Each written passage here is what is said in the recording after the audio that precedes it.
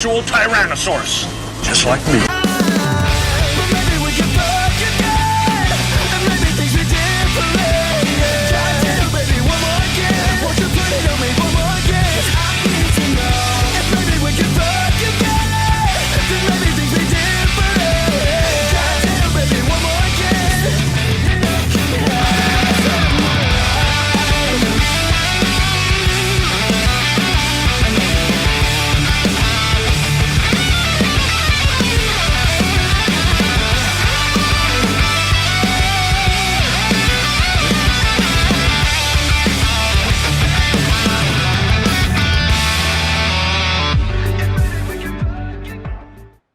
Welcome to my weekly group therapy session. I'm so glad to have everybody here for another episode of Access Vegas. They messed up and let us all in the same room. I'm going to go ahead and introduce our guest this week. It is a special week. It is AVN week, or what I like to call the funnest, most crazy week of the year in Las Vegas. People think it's the 4th of July. Some people think it's a Super Bowl. No, it's the week of AVN. And for those of you who don't know, AVN, let me tell the story real quick. If those of you remember, AVN and CES used to be on the same weekend, and they stopped because so many of the guys from CES were creeping into AVN to go try to have sex with porn stars. And they finally split the two. AVN was fine with it, but CES actually changed their weekend because that was becoming such a problem.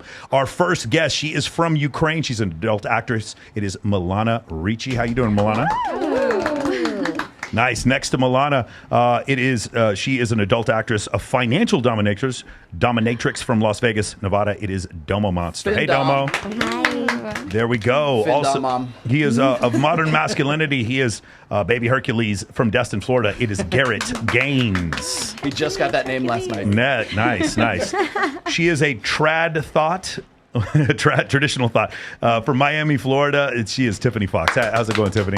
There we go. It's going good. Does anyone want to guess what's in that roll? Because I'm afraid to ask. It's a red pill, red velvet cake. Oh, it's a red pill, red velvet cake. That's I baked We're it. definitely gonna try it. Nice.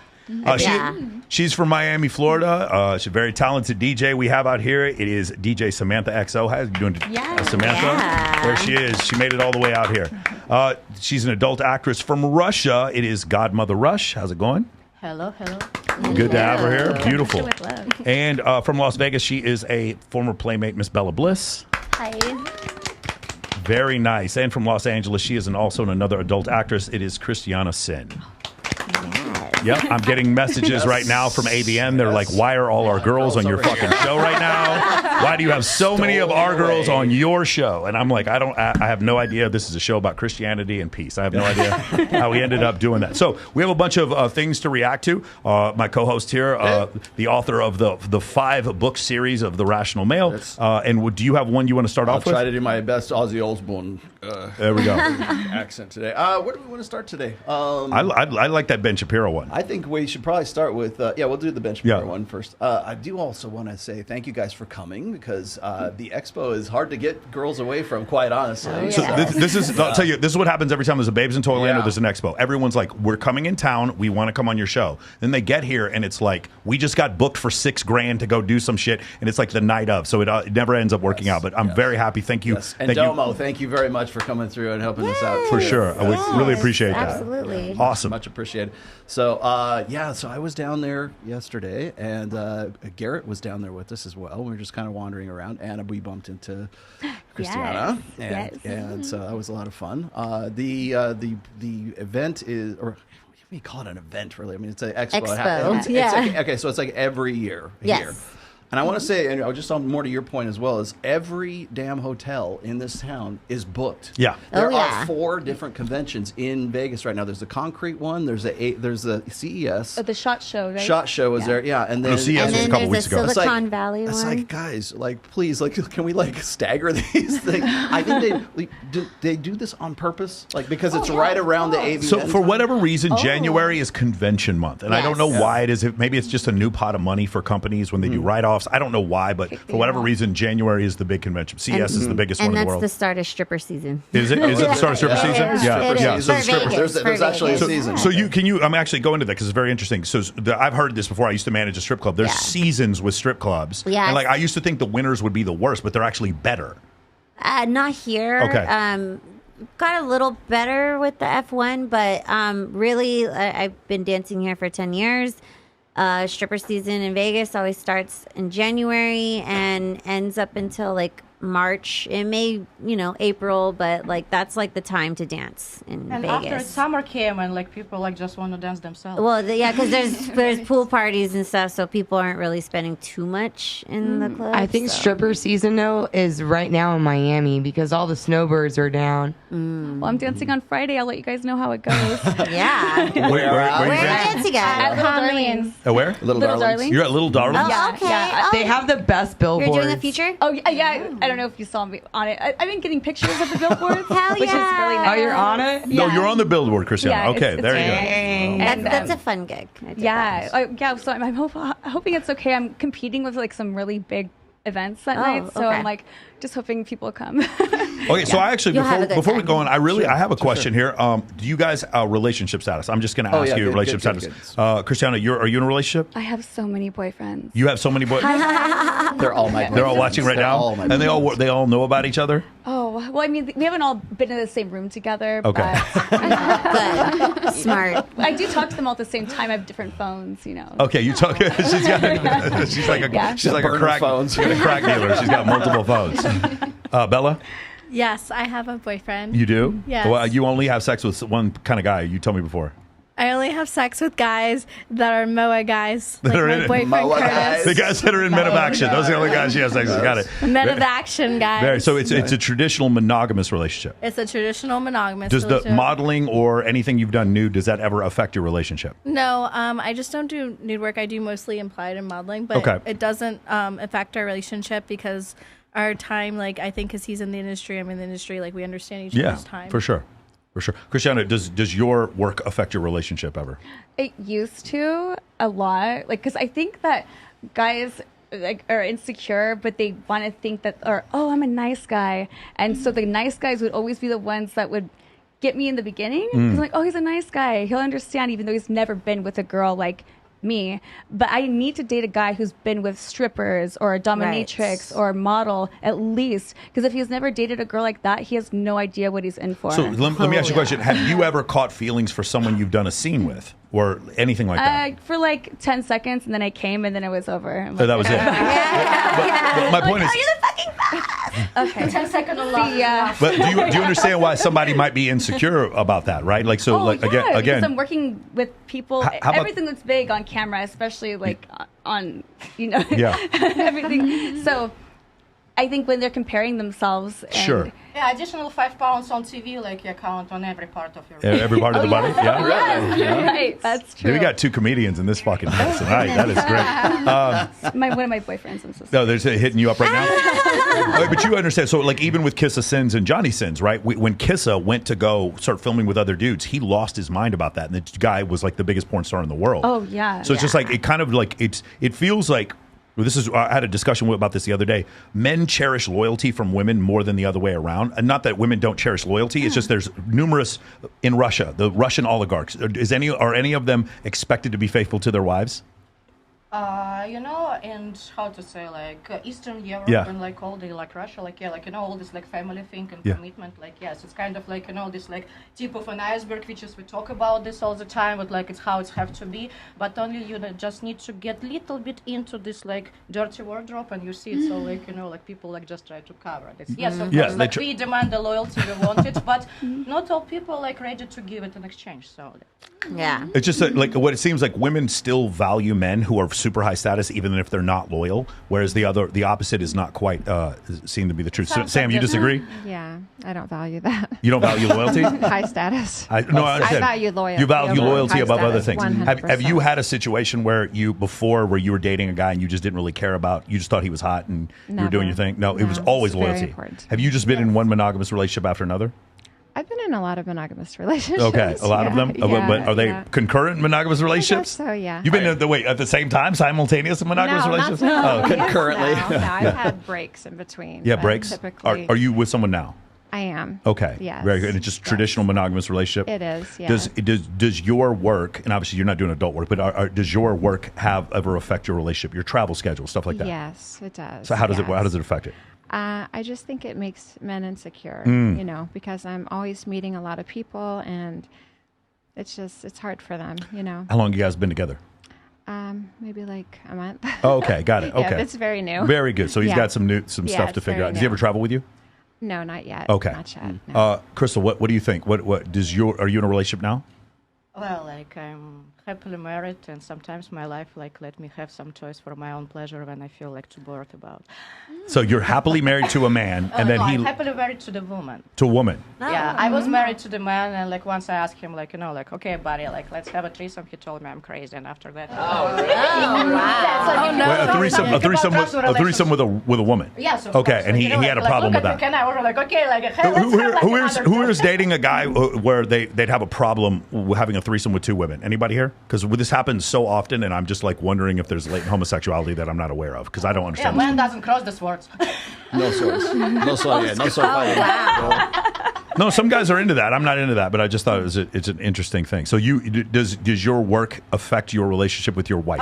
So I'm shooting porn about 10 years as of now, and so generally yes, Yeah. of course, because like come on, like nobody wants to deal with that shit at the beginning. Yes, it looks like a beautiful picture. So you're gonna have a porn star like your girlfriend, and she's going to wake up, fuck you, make you breakfast and fuck you, and like blah blah blah, like again and again and again. But after you figure out what is just a simple woman like others, and like but you want her and you don't want to share her with somebody, but like if you refuse something, you have to offer something, and you kind of like I want to be you, like you will be independent, but in the same time I don't want you to do this, and like of course it's fucking effect. Like everything. Yeah. And like and if you still want to deal with that and keep up with that, so you have to be like different type of relationship. Yeah. And only like if both partners are okay with that to try to like build like shit over shit.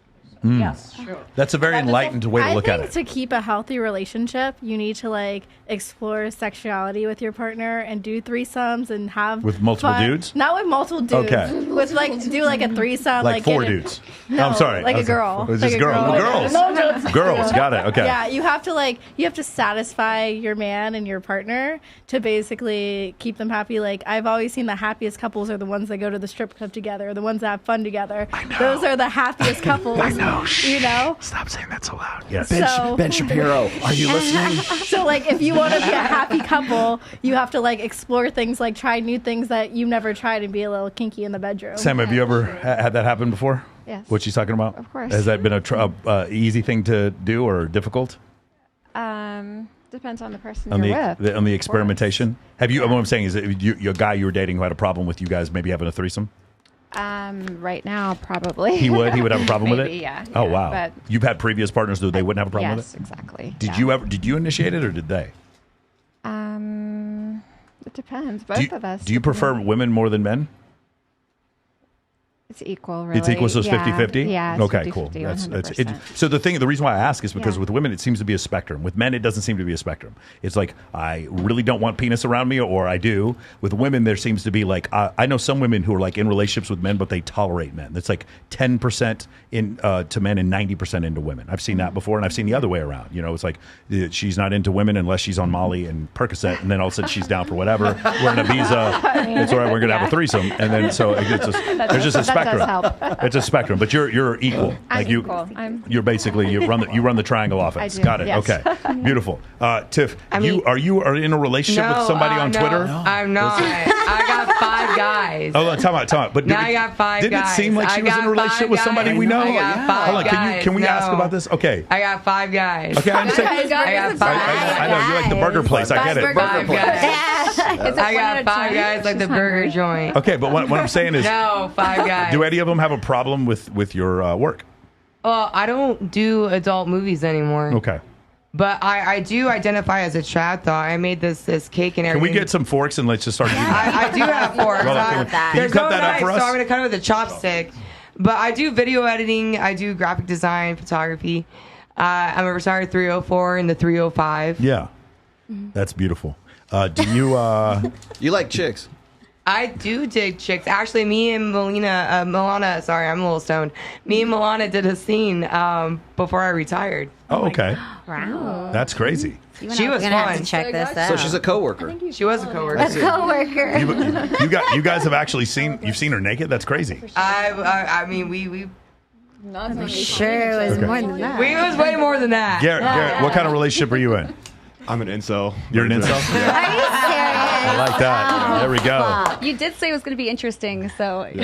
Are you really? What's an incel? Oh, okay. I'm about to beat your ass right What's now. that? A man who's involuntarily celibate. Involuntarily celibate. Incel. So, okay, I've never heard of an Well, incel. Oh, thank you. Bless you. I know. Who was it that we had on the show and they were like, yeah, you guys were talking about going to jail. You were in cells. And I'm like, not in cells. They said they're in cells, bro. Wait, real quick. Who wants cake?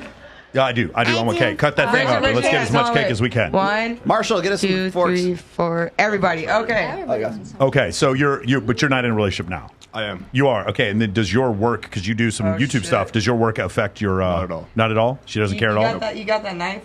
I do. So great. shit, okay. No, she actually means a knife, I think. Garrett, tell them how. Nice. Tell them what do you do? Tell them. So I read your first book, made a video about it on Twitter. We connected from there, and you liked my interview content where I did red pill focused interviews. Nice. And I think AVN is a perfect place to be for the. Yeah. for It definitely interviews, is. so. Tiffany, please use a fork. Those chopsticks will not work. And you Please use a fork. Wow. I should also point this out. You just turned 21. I did on the 7th. Yeah. There we go. Oh my God. Can you imagine like knowing what we know now when I was 21? 21. I can't even Wow. imagine, bro. I was managing a strip club, just lost his shit, being like, why is it that everyone tells me one thing, a way to be with women, and then when I go to my work, I see that all that shit doesn't work at all. Why is it so weird? It's so weird that all of them tell me that they just want a nice guy. Then when I see who they date, none of them are nice. It's so confusing. It is really, really interesting. Now, let's go to Domo. Domo, are you in a relationship now? I am not in a relationship. Have you been in one previously where your work affected your relationship? My work has always affected my relationships. Like what are some of the examples? They want to save me and they don't want me. Or it's like they get excited when they see me Yeah. because they know I'm this freaky, deaky, porn sex worker girl. Don't you have a famous scene? Porn. You have a famous scene where you you cucked some dude? My cuckold scene. Yeah. I'm a cuckold queen. Yeah, my relationships have always been complicated with my career. Got it. Okay. Nice. Milana, Yes. are you in a relationship now? Well, I date a bunch of girls, but I don't have any serious Do relationships. does your adult work, is it only girl? Yes. Okay, so you don't do any girl guy stuff? No. Isn't it funny how there's like a ladder for that? Like because I agree with this. I consider that to not even be hardcore porn. Like to me, girl to me isn't even pornography. To be fair, like I don't even consider that to be It's pornography. like art, Huh? right? Yes. Girl pornography is That's more art. for women. Huh? Girl pornography is more for Yes, women. I consider that to be art, high level art. Is that Yes. now, I have a question though. Is that because you have a boyfriend who doesn't want you to do that, or is it because No. you just prefer to do that? No, I prefer to do that. Your I really experience? like girls, and whenever I was dating a guy, so I quit dating a guy 2021.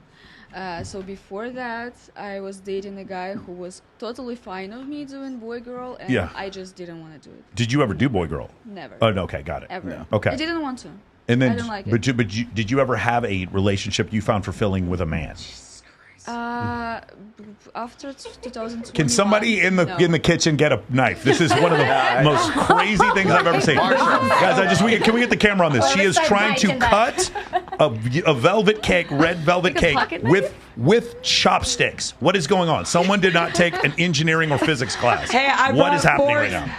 I brought the cake. Can someone I did the go get a plate. I plastic? couldn't Can find someone a please knife. get a plastic knife out of the fucking out Very of the coffee shop, MacGyver vibes. out of the kitchen? Somebody, for fuck's sake! Jesus Christ! All right, so do you want to play this video, and then Yeah, I want to sure, ask sure, Bella sure. what she thinks about this video, and the rest of you guys. You guys tell me what Do you you think. want to Okay? do Ben Shapiro first, or which Oh, let's one do Ben you Shapiro. Let's do that first, All and then we'll do that one second. here we Ready? go. Okay. Can we get this up on screen? Here we go, guys. we Hold go. on to your dicks. Physiologically, men and women are different, sir. There is no debate about it. Equality is not about physics. Oh my God, this is so basic. We have to get into it. Okay, when we talk about equality and opportunity, we talk about cerebral opportunity. We're not saying I want to be able to be 200 pounds like a man and beat the shit out of somebody else. We're not saying that. We're saying you get the ability to get the job, to be the CEO, and nobody questions when you're driven at 50 and have 3 children, how you're managing it all. Don't question me. That's what I'm saying. I can be a CEO and a mother. Right. See, this is what feminism used to be. Because physiologically, men and women are... All right, go ahead, stop it. Now, what is your opinion on this? I'm curious. Hold on. Yeah, I couldn't Well, we couldn't hear I it. can't hear it. hey guys, they couldn't. They couldn't hear it at all. That's why I keep my eye like here, like open. Do we know what's going on there? I was like thinking about doing that. Could any of you hear it? I don't hear it. You could hear I heard it. I can hear it. I heard it. Everybody else heard it? I couldn't hear it though, but The chat heard it, I believe. Everybody feels to hear it. Okay, well they're gonna get somebody. I'm curious. What did you think? What do you think about that? I think it's interesting that that Ben Shapiro would even respond to something like this. Quite honestly, as far as like men and women being different, yeah, obviously that's what we talk about. But as far as like what she was saying, like. What do you think? So when Ben is for those of you who didn't hear it, she was basically saying what women don't want is equality of outcomes or equality of physicality. They want equality in the mental equality, basically where women have the ability to have the same jobs that men do as far as like technical jobs or engineering or whatever like that. And what he's saying is you can't complain about that. And at the end, Ben Shapiro says this is what feminism used to be. And if it's not for equality of outcomes, then that's fine. Nobody has a problem. In fact, I don't even think that's feminism. No.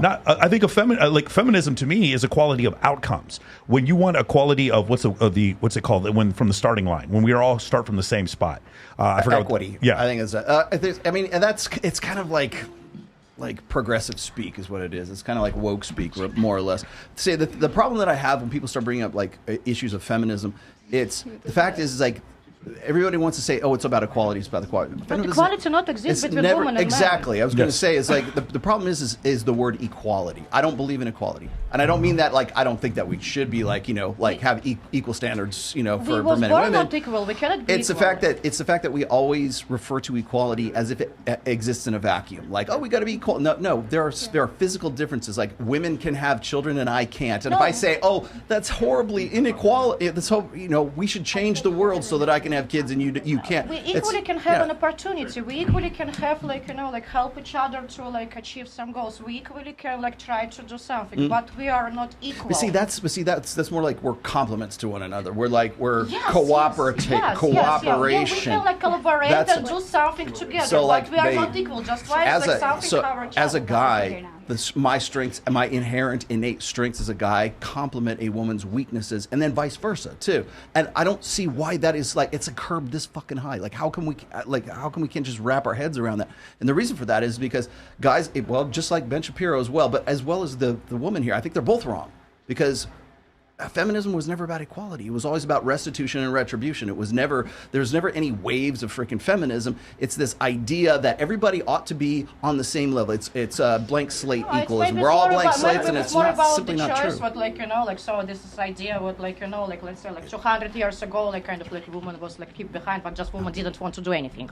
We were okay with what we have. Right. And so now it's more about now we can choose whatever we want to do. Now we can choose even equal work what you can if we want to, but actually we don't want to. Yeah, but we just want to have this opportunity. So these are you want the option. I want the option. But we don't want to use it. Please tell me do not do this. Right. Maybe you can do this, but stop it. This is we live in a liberal democratic society where legally it doesn't matter what your gender is or your race. You should have the ability to have the same job that someone else with certain exceptions. Like for instance, women fighting in the infantry because they can't hold a 70-pound rucksack. There's just certain requirements that are necessary. But for the most part, in a lot of other jobs, we don't see that difference.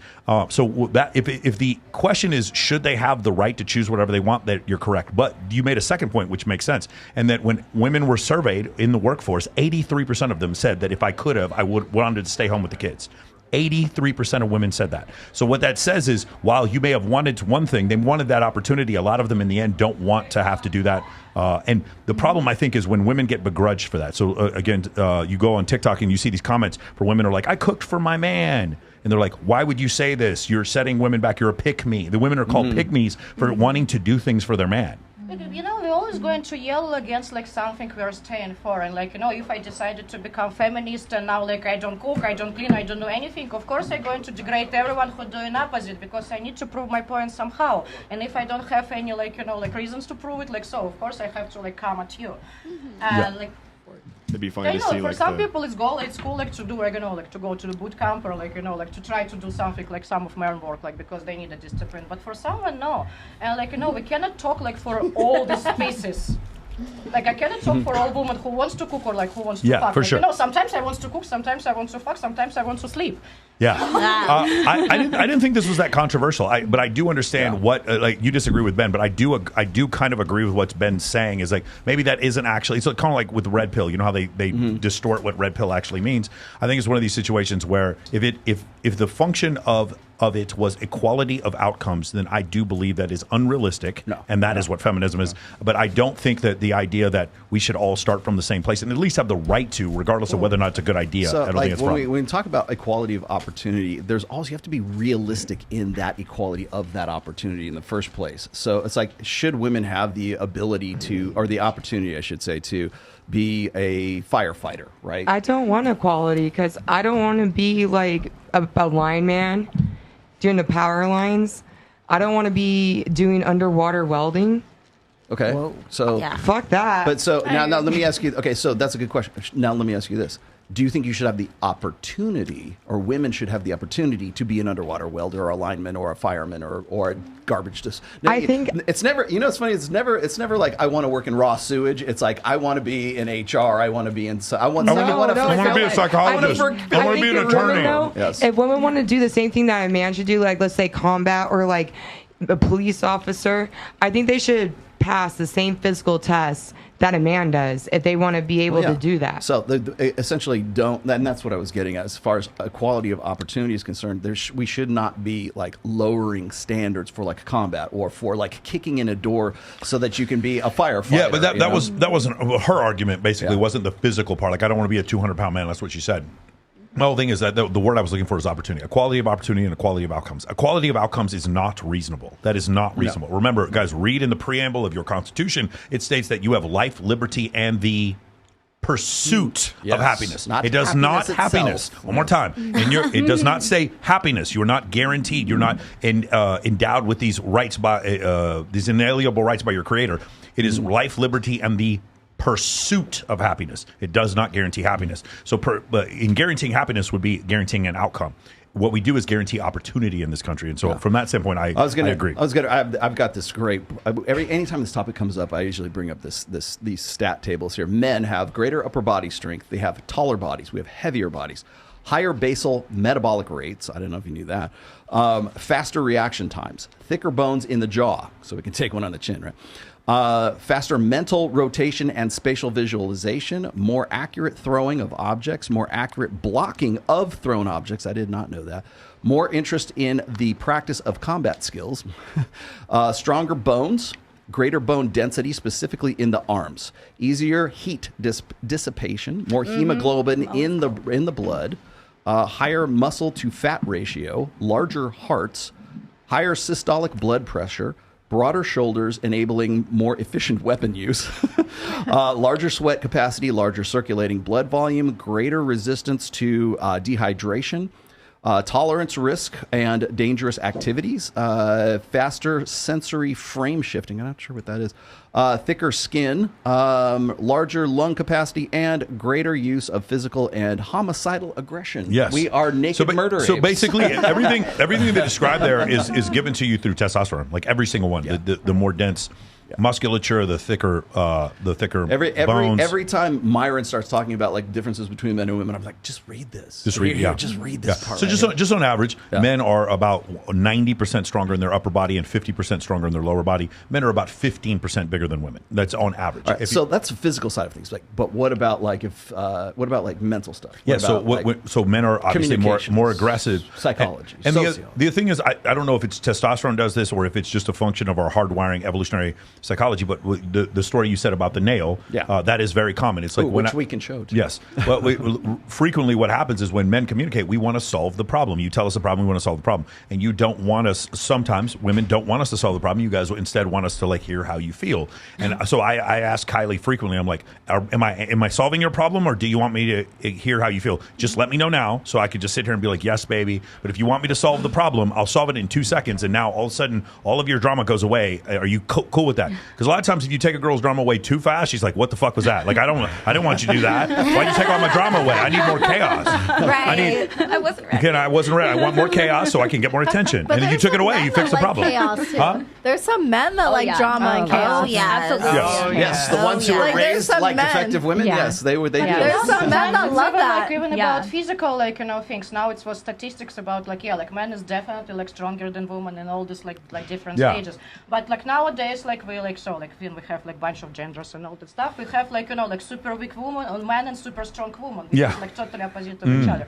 Maybe that's the reason, like, why, like, you know, now, like, you know, like, the super strong woman wants to, like, you know, like, you have your job and the super weak man wants to have mine. Well, the necessity for the super strong man And now it's is like much less and like, less. you know, and now it's like that kind of people more than like, you know. There are men out there that will purposely push a woman's buttons because they like craziness. Like I had an ex-husband, like he'd like to push my buttons because he liked craziness. And I'm like, why am I doing that? I'm like, this is stupid. This is retarded. But you gave him craziness. And when I stopped giving him craziness, he thought I was being too boring. And I'm like, well, I don't want the craziness. I don't want that. But he liked it. Like his ex chased him around the house with a knife.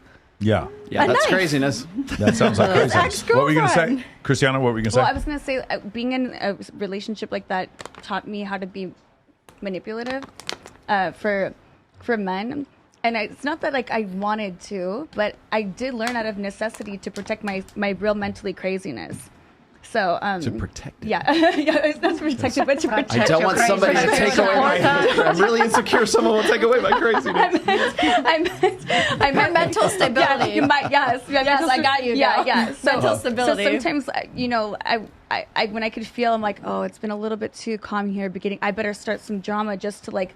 To really keep him from focusing in on me, what it really pushes Jesus, my girl, buttons. that is very enlightening that you would actually admit to that, because that is absolutely the truth. It's so funny. When if I just said what she just said, which is women are like, wow, things have been a little too calm. I need to start some drama. Women are like, I can't believe you say that, Michael. It's just the women that you talk to. And then Christiana says exactly what I was going to say because I know it to be true. I can tell sometimes. No, you need the money. It's not just with girls I date. It's just like. Let me remind you, this is the same girl who said she had what 50 boyfriends at the beginning of the show. Right. Well, Yeah, I but- just checked my phone and 2 of them are gone now. So. You got rid of them? -2. You deleted the contact. I have 2 more openings. Hey, that's right. Hey, That's why she has so many boyfriends. We're going to a party after this. There might be some more applicants there. You wanted chaos. Casey Xander says that men should be in control of the drama.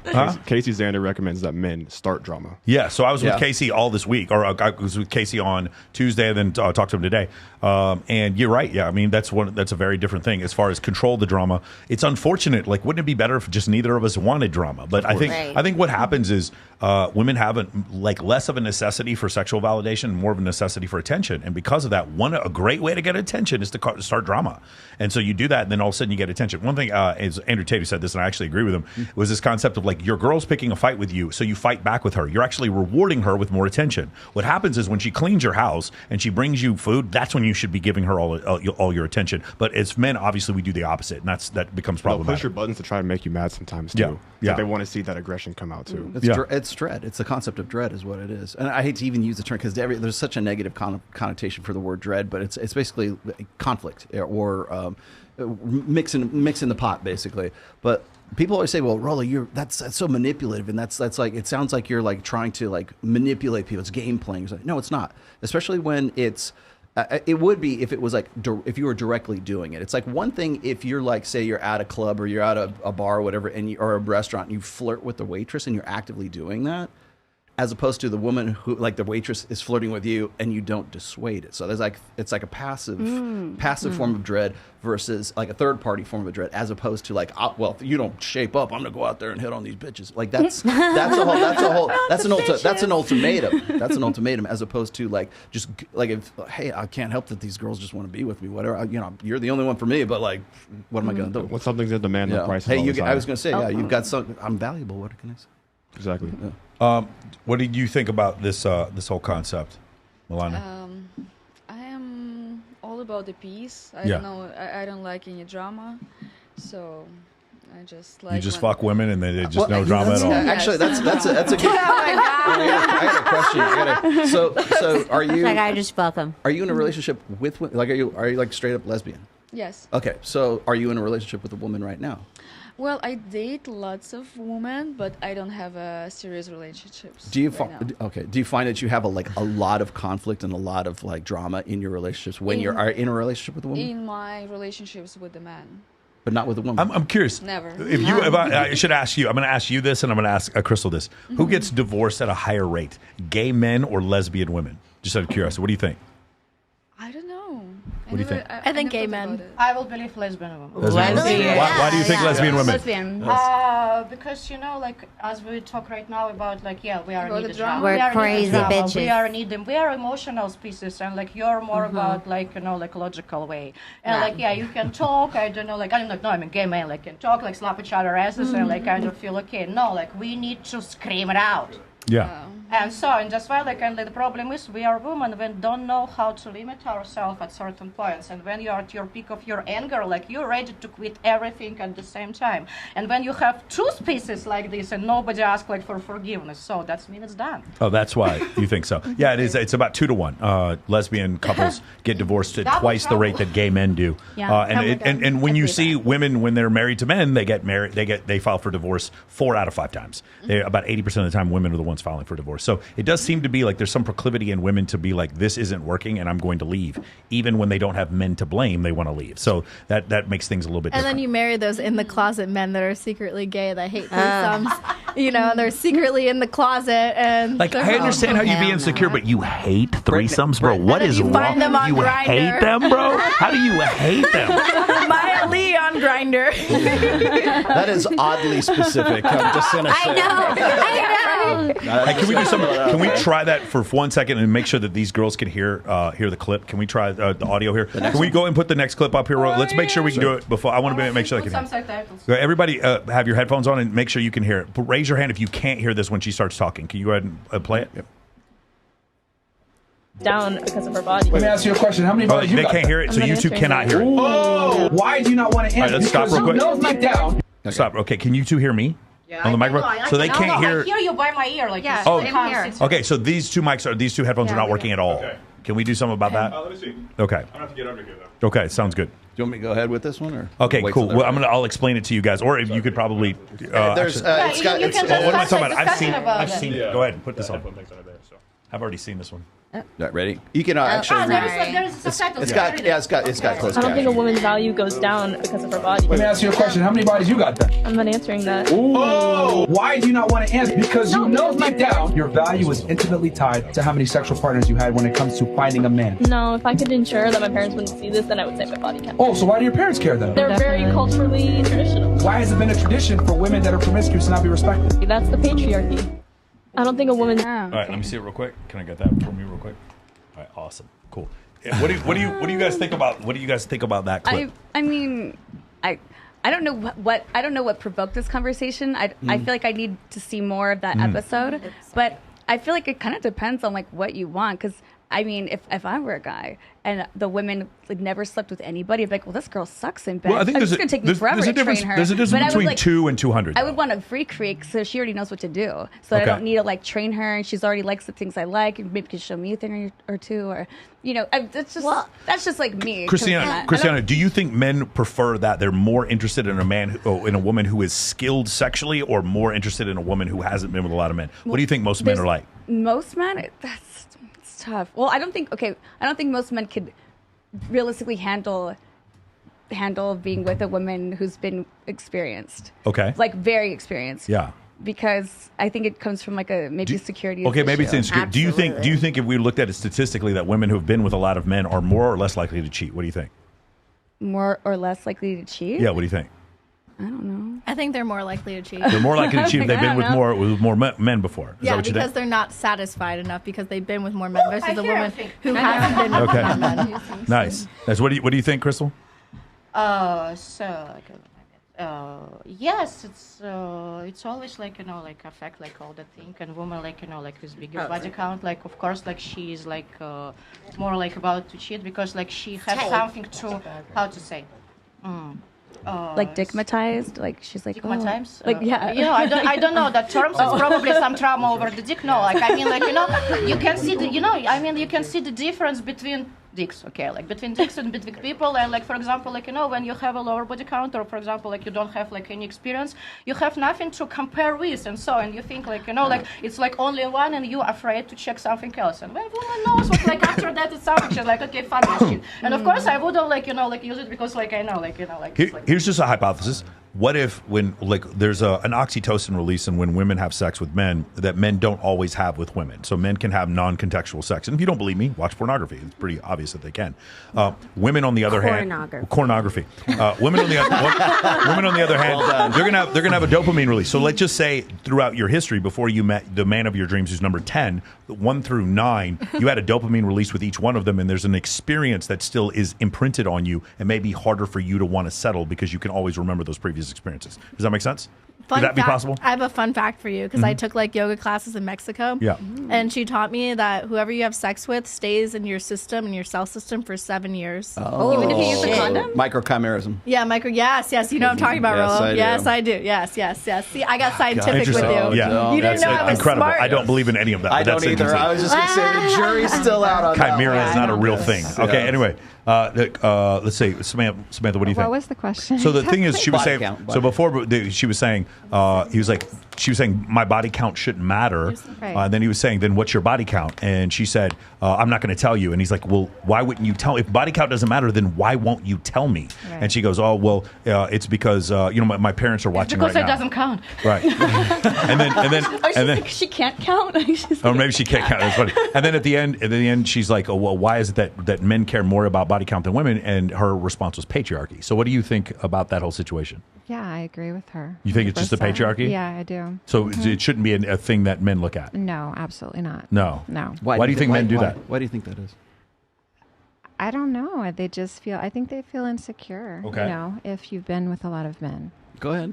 Okay, so I believe like it's actually like idea about body count, like it's touch like each part like of our society, man and woman. Because for example, like like I have my ex-boyfriend and like like previous boyfriend, like before like I married my wife, and they didn't have a like big like body count of women. And I can tell you the difference between even the men who have like low like little body count and who have like like big amount of women. It's all about the loyalty as well, like and like even the guy like with like not a big experience with a woman, but like with great experience in the sex, but he's still going to be much more loyal like like than the dude with like 1,000 girls who loves him. So it works like vice versa. So I guess what the question is, do you think it's so when you say patriarchy, that's societal, or do you think it's genetic? I think it's societal. You think Yes, it's societal? Absolutely. Yeah. All right. So the only reason why I was saying that, there's a book right behind Crystal. It's called The Evolution of Desire. There's another book, The Evolutionary Psychology textbook, and they do a survey of 37 different cultures, and every one of these cultures, and some of them are in like Inuit Indian, some of them are in Papua New Guinea, some of them are in the Andes, and all of them in every one of the cultures, men are more concerned with a woman's body count than the other way around. So that would mean it's genetic. Do you understand? That would mean that like throughout history, men have been more concerned because of paternity uncertainty about whether or not the kid's theirs. whether or not the kid is theirs. Paternity of the kid. The other issue is, like I said before, is the GSS survey that came out where women would have 230% more sexual partners. Those are the ones who cheated. So they looked at women who cheated and women who didn't cheat. The women who cheated had 230% more sexual partners. So by rate of comparisons. Well, back in the old days, the kings used to kill their wives if they cheated. You're speaking specifically of Henry VIII and Anne Boleyn. Yes. Okay, that wasn't like not all of them did that. Okay, those fucking kings. Yes. God damn. He did not kill Catherine of Aragorn, and he did not kill his first wife. I mean, his last I wife. have a question for you as someone that's like bisexual, like body count with girls or body count with guys? You're bisexual. You're bisexual. Let's make that sure. Wait, hold on. So if you're asking me, like if a girl has sex with a girl, your body count goes down one. That's the way I look at it. It goes down one. Yes. Really? It deletes Damn, one. then I'm out. It deletes one. If you hook up with a girl, it goes down one. Wait, Domo had something to say here. I want to hear. Okay, let's have a lesbian orgy till we get to 0. All right, go ahead. I mean, I'm tired of this fucking bullshit about your body count, this body count. Because, Thank you. Me too. Because the whole thing is you men, what's your body count? Your body count is a lie. Super high. Yes. Yes. Exactly. And there's Not me. I'm just saying in general in life. Oh, right.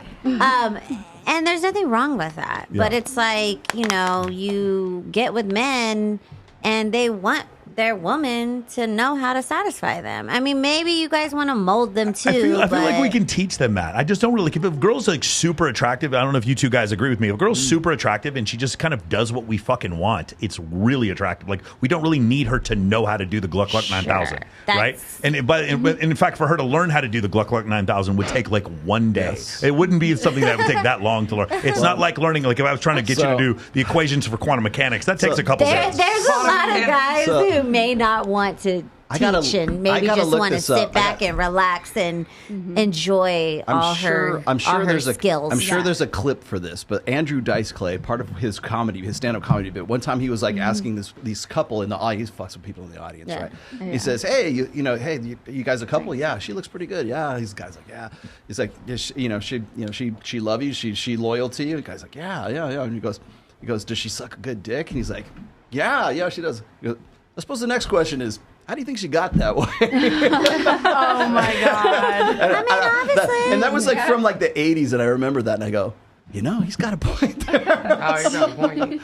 Yeah, because it's like you didn't put your flag on the moon or anything like that. And I think really what it comes down to is maybe it's because we live in this like sort of social media fueled society right now, because everybody is in everybody's business right now. So there's this constant, and it's always on. You can't turn it off, right? You log on to social media, it's there. Yeah. So it's like turning the TV on and turning it off. And most people don't want to turn social media off. You can turn TV off quicker than you can turn social media off.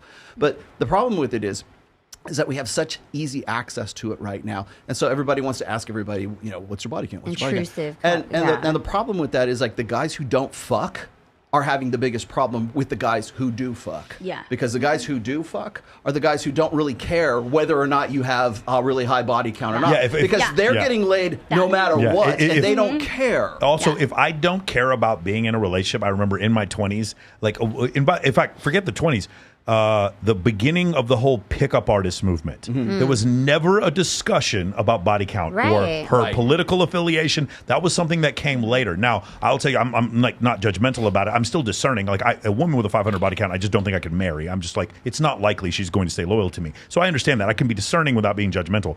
But, it's just one of these situations. So, like, for instance, when we said before, in all these 37 cultures, men preferred women with lower body counts, or were more concerned with it than the other way around. Women are more concerned with a man's ability to procure resources, about 2 to 1. They're more interested in that. Men, again, my girlfriend was a bartender. She did not make a ton of money when I met her. Didn't care how tall she was. I didn't really care how old she was, and I did not care how much money she made. Those were not considerations for me whatsoever.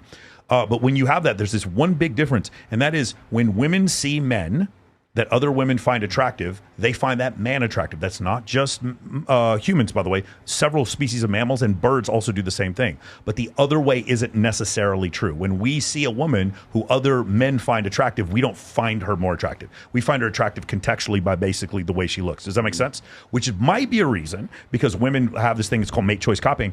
It works in one direction, not the other. When mate choice copying, that might be the reason why women don't care as much about a man's body count. And obviously, when you listen to Adolfo Tex, or if you go listen to Mr. Beast and they go out, or How to Beast, and they go and ask women, what do you care about a body count? No, what's body count's too high? And by the way, let's do that here real quick. I'm very curious with this audience. What, for a man, if you were going to date a man, is there a body count that's too high from him?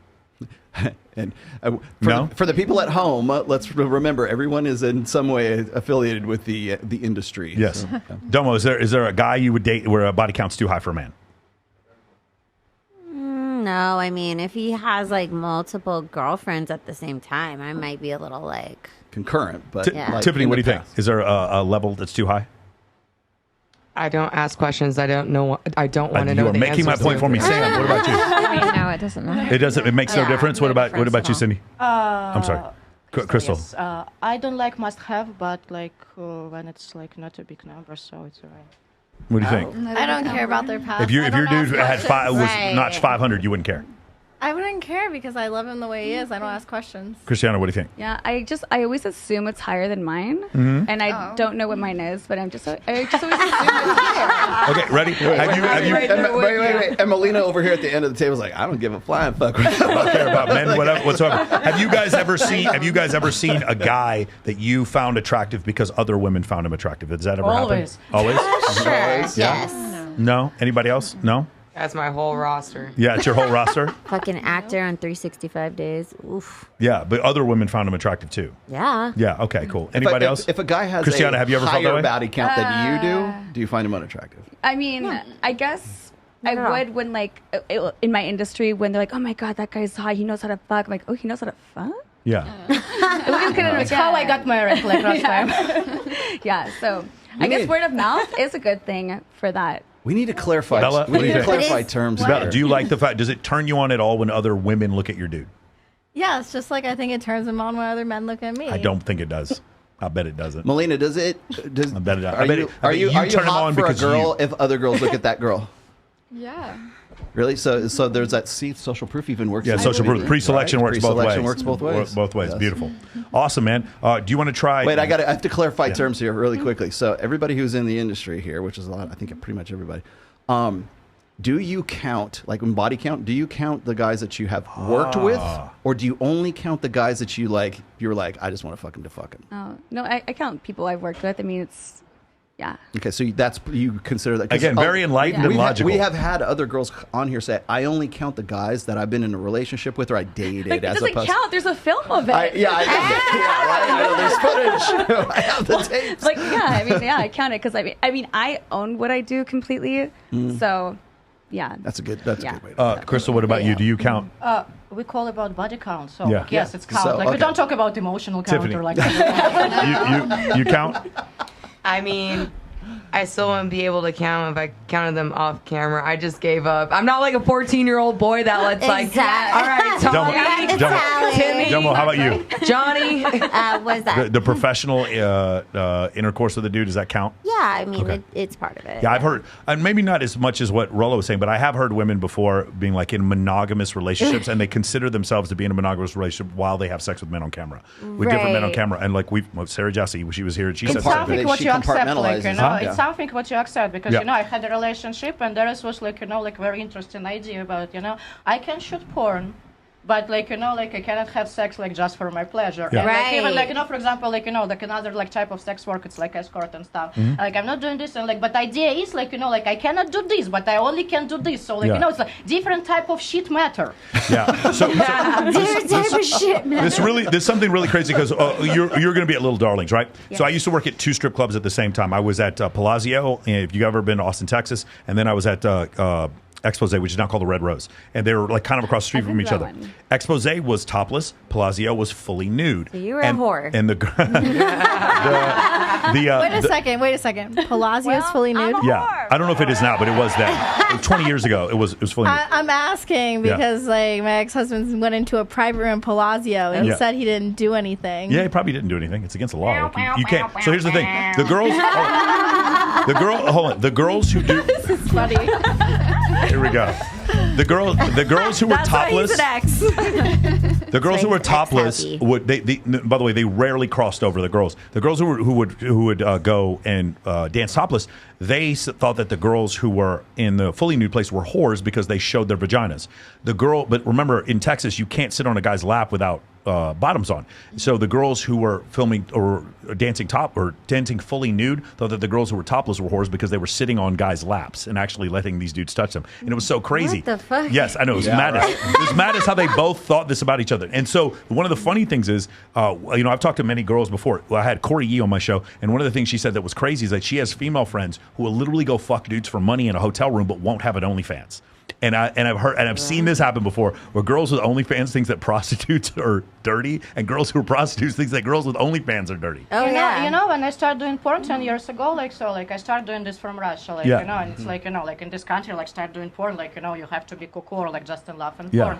And I remember there we have a, like, site, it's called Shock Models, and, like, you know, if any model, like, just, like, show their titties and stuff, like, they, like, actually, like, immediately get on this site, and you have to pay money to, like, be input and down, like, from that. And I remember I got, like, in that site, and, like, the people start, like, blackmailing me, like, oh, like everyone gonna know. I'm like, oh, wow, really? Okay, come on. I'm like, why you need it? And they told me one thing, what, like, you know, when you do something behind a closed door, behind the counter, like our curtains, you can do whatever you want, even fire, like, fuck, you know, like 50 people, and, like, you still can pretend like you're a saint. But if you explore yourself, like, you know, like, online, like, so be ready to be fucked.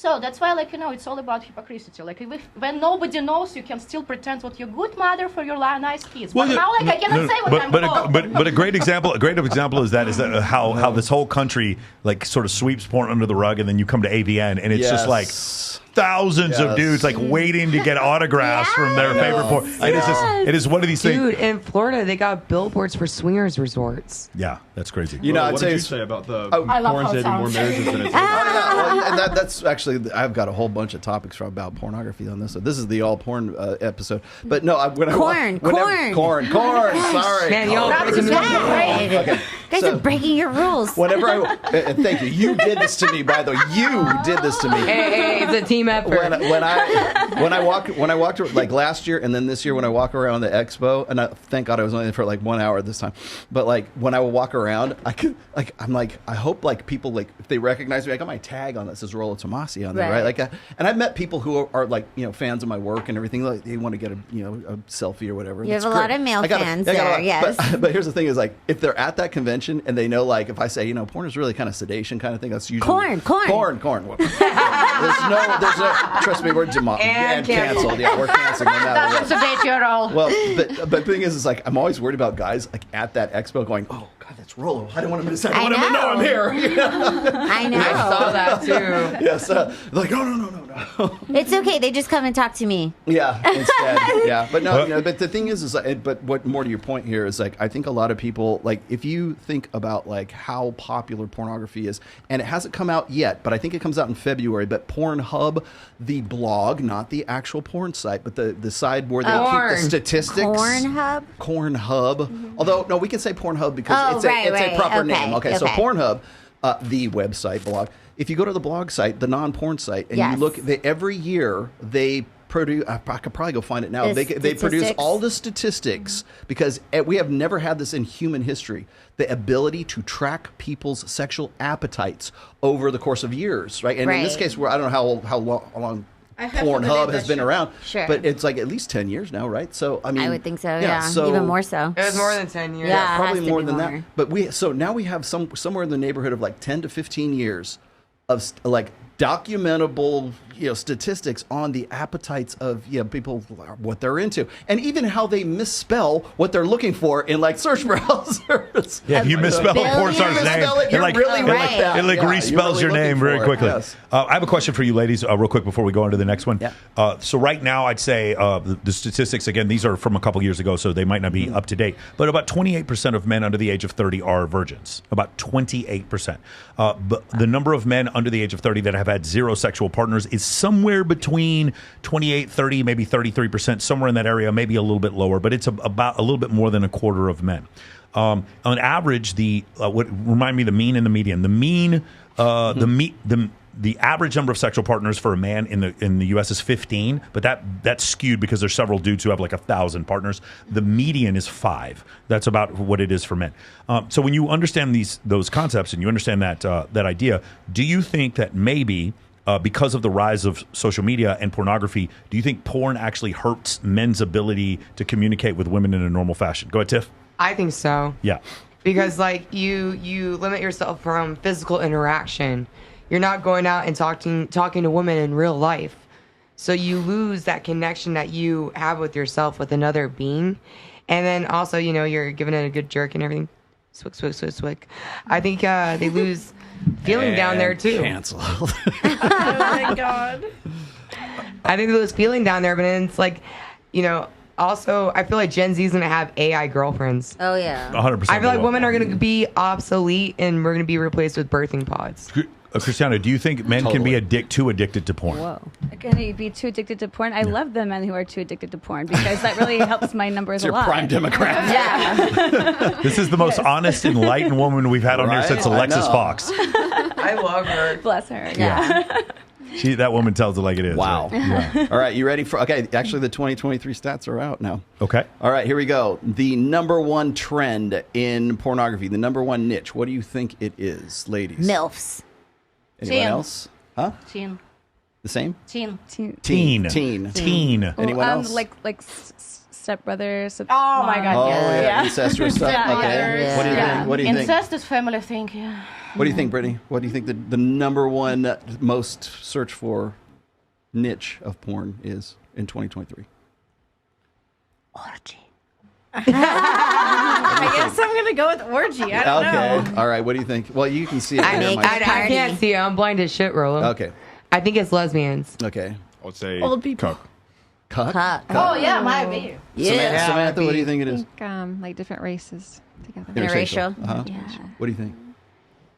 Sorry, it's not lesbian. Stepbrother, stepsister. Stepbrothers? Okay. Yeah, if you guys ever want, you should read. You guys should read the book called Dataclysm, or I'm sorry, the book called Everybody Lies, and it'll go into these stats right here about where the better sport terms are. The number one niche is MILF. You're right. It is golden age. Mature searches grew by plus 77%. Mature. And became the second most popular category among men, led by mature cougar. Okay, supply with work until I die. Amazing. Well, looks like I got a chance now. MILF became the second most searched term worldwide.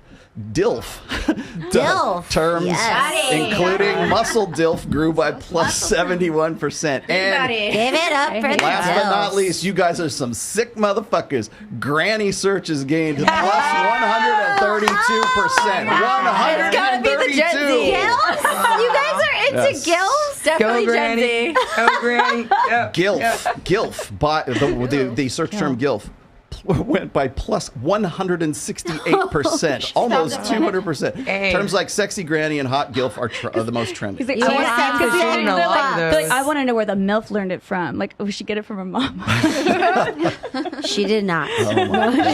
Would you like to know? Hopefully not. Would you like to know what the number 2 search one is? I'm not sure. Sonic the Hedgehog. Supersized. The term bigger, biggest grew by plus 177%. Wow. Remember, supersized does not necessarily mean overweight. Okay, huge knockers, huge cock, and huge dildo are also on there. Massive. Can we clip that? Can somebody out there on YouTube clip that? Yes. Huge dildo. That's the clip. Yes. Okay. And so big boobs, I can imagine. Let's see. Big tits grew by 130% or 31%. What about butt sex? That's not on there. Sex machines was number 3. You guys are what the fuck? sex. Number 4, uniforms. Uniforms? Schoolgirl uniforms. Well, you're the only one. You're the only one. Military uniform, cop uniform. I mean, wait, military uniform, cop uniform, man in uniform, soldier. All right. Okay, search gained 332%, with female soldier outranking military soldier or gay soldier. Y'all need Jesus. God bless the wow. troops. Yes. Go to church. Thank you for our service. Yes. Thank you for your service. Oh, man. What did we do? Wait, Michael's blushing. When people met porn stars, they were like, "The champ is here." When people met porn stars, they were like, "Thank you for your service." When people said that, they were like, they walked up to some streetwalkers out there in one of these fucking casinos, and they were like, "Thank you for your service." Carpet a lot actually like that. They say this. The carpet walkers. Thank you for your service. Okay. Most searched for terms of 2023: hentai. MILF. Wow. Yeah, tentacle porn. Don't look it up. Love it. Lesbian was number 3. Japanese was number 4. Penne. What's penne? You know, I once met a girl who liked horse porn, and she showed me horse porn, and I'm like, what the fuck is this shit? And that's the clip. That right there is really the clip. Donkey shows in Mexico. And then you saw it, and you like, and now you like horse porn. Is that what you're saying? I don't like horse porn. I think it traumatized me. Why did it traumatize you? To this day, I've been traumatized because seeing a horse and a female together, it just isn't right. That girl needs Jesus. She needs Jesus. Yes. Stepmom. Actually, she might need her stitches. Actually, I don't know about. And then she said she wants to hook up with an alien. I put that on my Starbucks cup. I think that's popular right now. My bio on dating apps, if I was single, would be cat dilf. That would be my cat dilf. Okay, stepmoms. I think somebody said stepmoms. Yep. Stepmoms is number 10, actually. Anime, threesome, ebony, so 10, 11, 12, 13. Okay, where do you think BBC is? Fresh. That's right around number 20. Wow. Yeah. Hold on, ladies. Yeah. Have you guys ever entered any of these search terms into a porn website? Any of you ladies, have you ever done that? Have you ever looked up lesbian on a porn site? Lesbian? Sex machine, yes, I did. I do it for resources. For research. Christiana, have you ever looked up things? Yeah, sex machine, yes, I did. Yeah? Bella? That is on the list. I have one. Bella, you look up porn stuff, porn sites? Oh my God, no comment. Wow, this is what you're embarrassed about? Have you hurt yourself? Are you out of kidding me? Crystal, what about you? Oh, so She'll tell you about body count, but she won't tell you what her sex search terms are. Like and stuff. Yeah, of course. Like I like seeing like lesbian movies, and like I like seeing the gay porn like a lot. Actually. Okay, I'll be honest.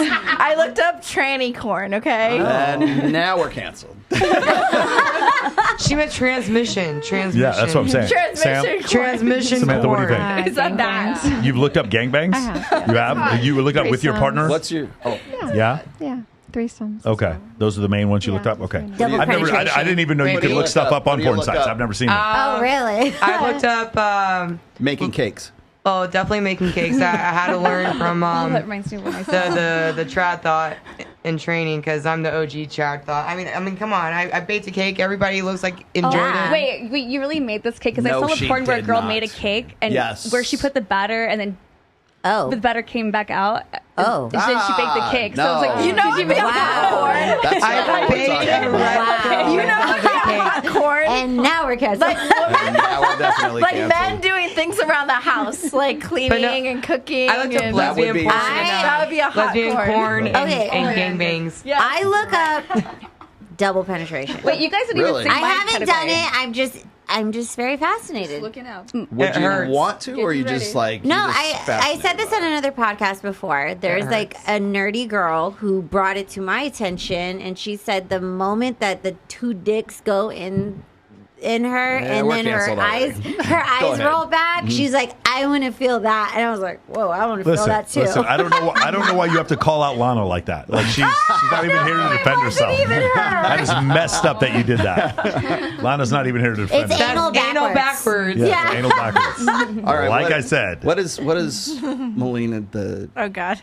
I'm sorry if I'm mispronouncing your name. What do you look up? What do I look up? I like lesbian porn. Clearly. And I like orgies. Or do the orgies have guys in them or just girls? Guys are allowed. They're allowed? Allowed? They're Okay. tolerated? It depends on the guy. They're human dildos. It's like musical chairs but naked. Now, Oh my now gosh. should we ask Baby Hercules what his Yeah. I don't watch corn. corn? Oh. Oh, you don't? We're far beyond that now. All right. Who do you think Good the for most? you. Let's just do the first three. Who do you think the top three most searched for porn stars are? Ooh.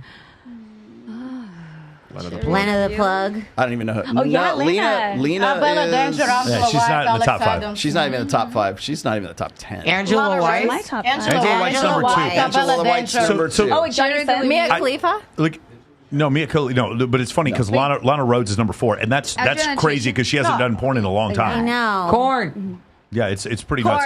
I don't get the Angela. Again, Angela White seems like a very nice person. I'm not trying to denigrate her or whatever, but like, what is the thing? Because I'm missing it. Well, you like, just Because she's from down under, mate. She got that Aussie I can't hear accent. you. Everybody's talking the same time. What? Go. Oh, because you just said extra big Is- titties or really. No, she does everything. Like, did you see her porn ever? Like, when I see her porn, like, all my holes just like squeezing, like, like that. All my holes, they squeezing just like that. You clench Let's up. clip this. Like, I clench up. when I'm clenches up. seeing like what she doing, like, like I'm like just. Oh, wow. so Angela White is big because she'll do anything.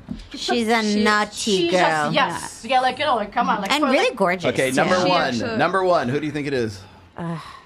Abella. I just said it. I don't even know who Abella is. I've never even heard of this person. I only She know. has a gorgeous back. I know who Lana is because she has a podcast. I'm embarrassed to say maybe I'm not. I know who Abella Danger is. You know why? Because a nice because ass. she has shot with Mike Tang, our photographer. Okay, yeah, that makes Oh. sense. Yes. Yeah. And she makes really pretty. Like, I love how she's really into women. There we She's go. very I think that would into kind of women. be. Yeah. lesbian. Oh yeah, yeah. You haven't said this, the one that I search for when I really do watch porn. What? It's amateur. Because like, since I'm in the I think it's industry, actually next. It's Probably Probably it is, yeah. Oh, okay. Oh, here we go. Amateur models. You wanted the top 3 of them? Okay, good. Okay, who do you think the top? Oh wait, top. Oh, I don't really want to know their names. Do you even know this? I mean, this is Really? Well, yeah, Christiana, because you're number 6. Like, that's really. maybe next year. Maybe. Yeah. Candy Love. No Candy idea. Love. Oh yes. Sweetie Fox. Ladies, can we come up with creativity? Actually, no, because men are dumb. Creativity. Men don't care. That's why we don't have creativity. And number 3 is Porn Force. That's her name. I didn't say. Oh. That's a proper name, YouTube. See, that's why they're amateur. We don't know who they are. Yeah, because of that. Let's see. Most searched for terms, lesbian, MILF, hentai. We already got through that. Okay. You want to look at that other clip? Yeah, we can. Right. Before I get even All right, can we pull this up real quick? You want that one? Yeah, let's do that one. Okay. Let's do that one. Oh, All right, this one is this for Bella. Ready? Go ahead. Okay, we ready to go? Here we go. My soon-to-be husband, like, he treats me well, he respects me, I don't have to ask for anything, but at the same time, I also do what I'm supposed to do with a woman. I cook, I clean, I suck, I fuck, I shut the fuck up. So I don't Damn think right, you're a sis. man. I do. Okay, so hold on. Let's see. What do you think about this, Bella? I think 100% right. I do this for Curtis. I cook, I clean, I shut up. Christiana, what do you think? I mean, whatever makes her happy is great, but I mean, I'm not that woman. I mean, I could cook and clean, and I'm really bad at cleaning. I'm good at making messes. Like, just have him buy you a Roomba. What do you think? What you don't agree with that? All right. That's No. why I'm not. I With don't dudes? have yeah. Yeah. What do you think, Domo? Everybody has their own pursuit to happiness. Sure. That's not really mine, but I do feel that if you want to be in a good relationship, you make sacrifices. And Wow, you that's do things. that is very enlightened. Some of you ladies have had some very enlightened answers, Well, which is this might not be for me, but I do understand that it works as a very enlightened answer. No, I'm serious. I mean, like that's actually really because a lot of women won't even admit that. Right. That's interesting. Tiffany, what do you think? I mean, I cook, I clean. I don't really shut the fuck up, but I do suck a mean dick, and I like to bring a third in sometimes. Oh my God. you A got third finger? Oh, sorry, a third Most girl. of them Got it. are A third girls. person. I didn't know what that was. Okay, cool. Well, to be said, like it's the way I grew up too. I grew up with like watching my grandma from like Portugal and Europe. She came here to this country, and my grandfather took care of her, and he worked, and she was always cooking and cleaning, and I watched her, and to me, it's something that makes me happy and kind of turns me on a little to cook and clean and to see the happiness because it's how I was raised and the culture I was raised in. Got it. That's like the same. My grandparents are from Italy, and my grandmother did the same thing. Yeah, it depends how you're raised as a woman. Crystal, what do you think? So like it's again like for different like couples like it's different ideas, but like as I think now I can say I don't cook, I don't clean, but like it's all about like when we met the person like like we are like want to do things for them. It's like like for example like I don't need to be asked like to cook or something, but like I'm doing just because I want it. And so it's not about like like I get like like wife or husband or something like okay now I gotta do this because like for example like in my now relationship like like my wife like cooking and stuff. And so like it's yes like when you like love person like you gotta do like like something which is comfortable for each other. Yeah, relationships are about work, 50-50. like no. And for example I don't like to clean, like okay I can like like hire the maid, and so like okay still it's not about like to do the things Compromise. yourself. It's not about to do and things yourself. It's about like how you can organize like your part of the things. And, Is like, the maid hot? I'm gonna have to disagree with the 50-50. yes, I think yes. if a relationship is 100 and 100. Oh yes, that too. But you guys should all be equal with each other. Like if I'm cooking and cleaning, he's taking care of me in other ways. Like The we're 100 taking care and of each 100 other. is full and Yes, full. we are doing a full circle. And we are taking care of each other, and that's how our relationship works. Samantha, what do you think? I think both partners need to be doing everything. Yeah. It's not just me cooking. The man and needs to cleaning. suck The and fucking man shut the also fuck up? Absolutely. The man needs to shut the fuck up. Absolutely, 100%. Especially we have to do what it's- we're best at, like especially if there's children. Right. Just don't do it in front of the children. That's all I'm saying. don't do it in front Don't of do it in front of the children. Okay. Do we have another one? Do we Put listen to them to Sadia? This one is actually kind of apropos to what we're talking about today. Which one? The Sadia one. Oh, do you want to do that Yeah, one? let's do that one real quick. Okay, see if I can grab her real quick. Sure. This is Sadia on Chris Williamson, and also just kind of undoing some of the damage from the red pill conversation. How do you mean? Here's another.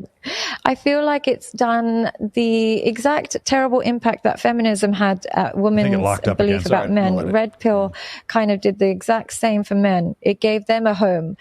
For the men that hate women, it gave them a home, but it's in the wrong hands. It's okay when it's in the hands of psychologists and people who understand human nature, but when it's in the hands of a 27-year-old boy who just wants to make it in social media, or somebody whose life experience is just making TikToks, and he's the one teaching men how to view women, it's dangerous. It's super, super dangerous. So I would love to undo the damage of some of that. There you go. All right, what do you think?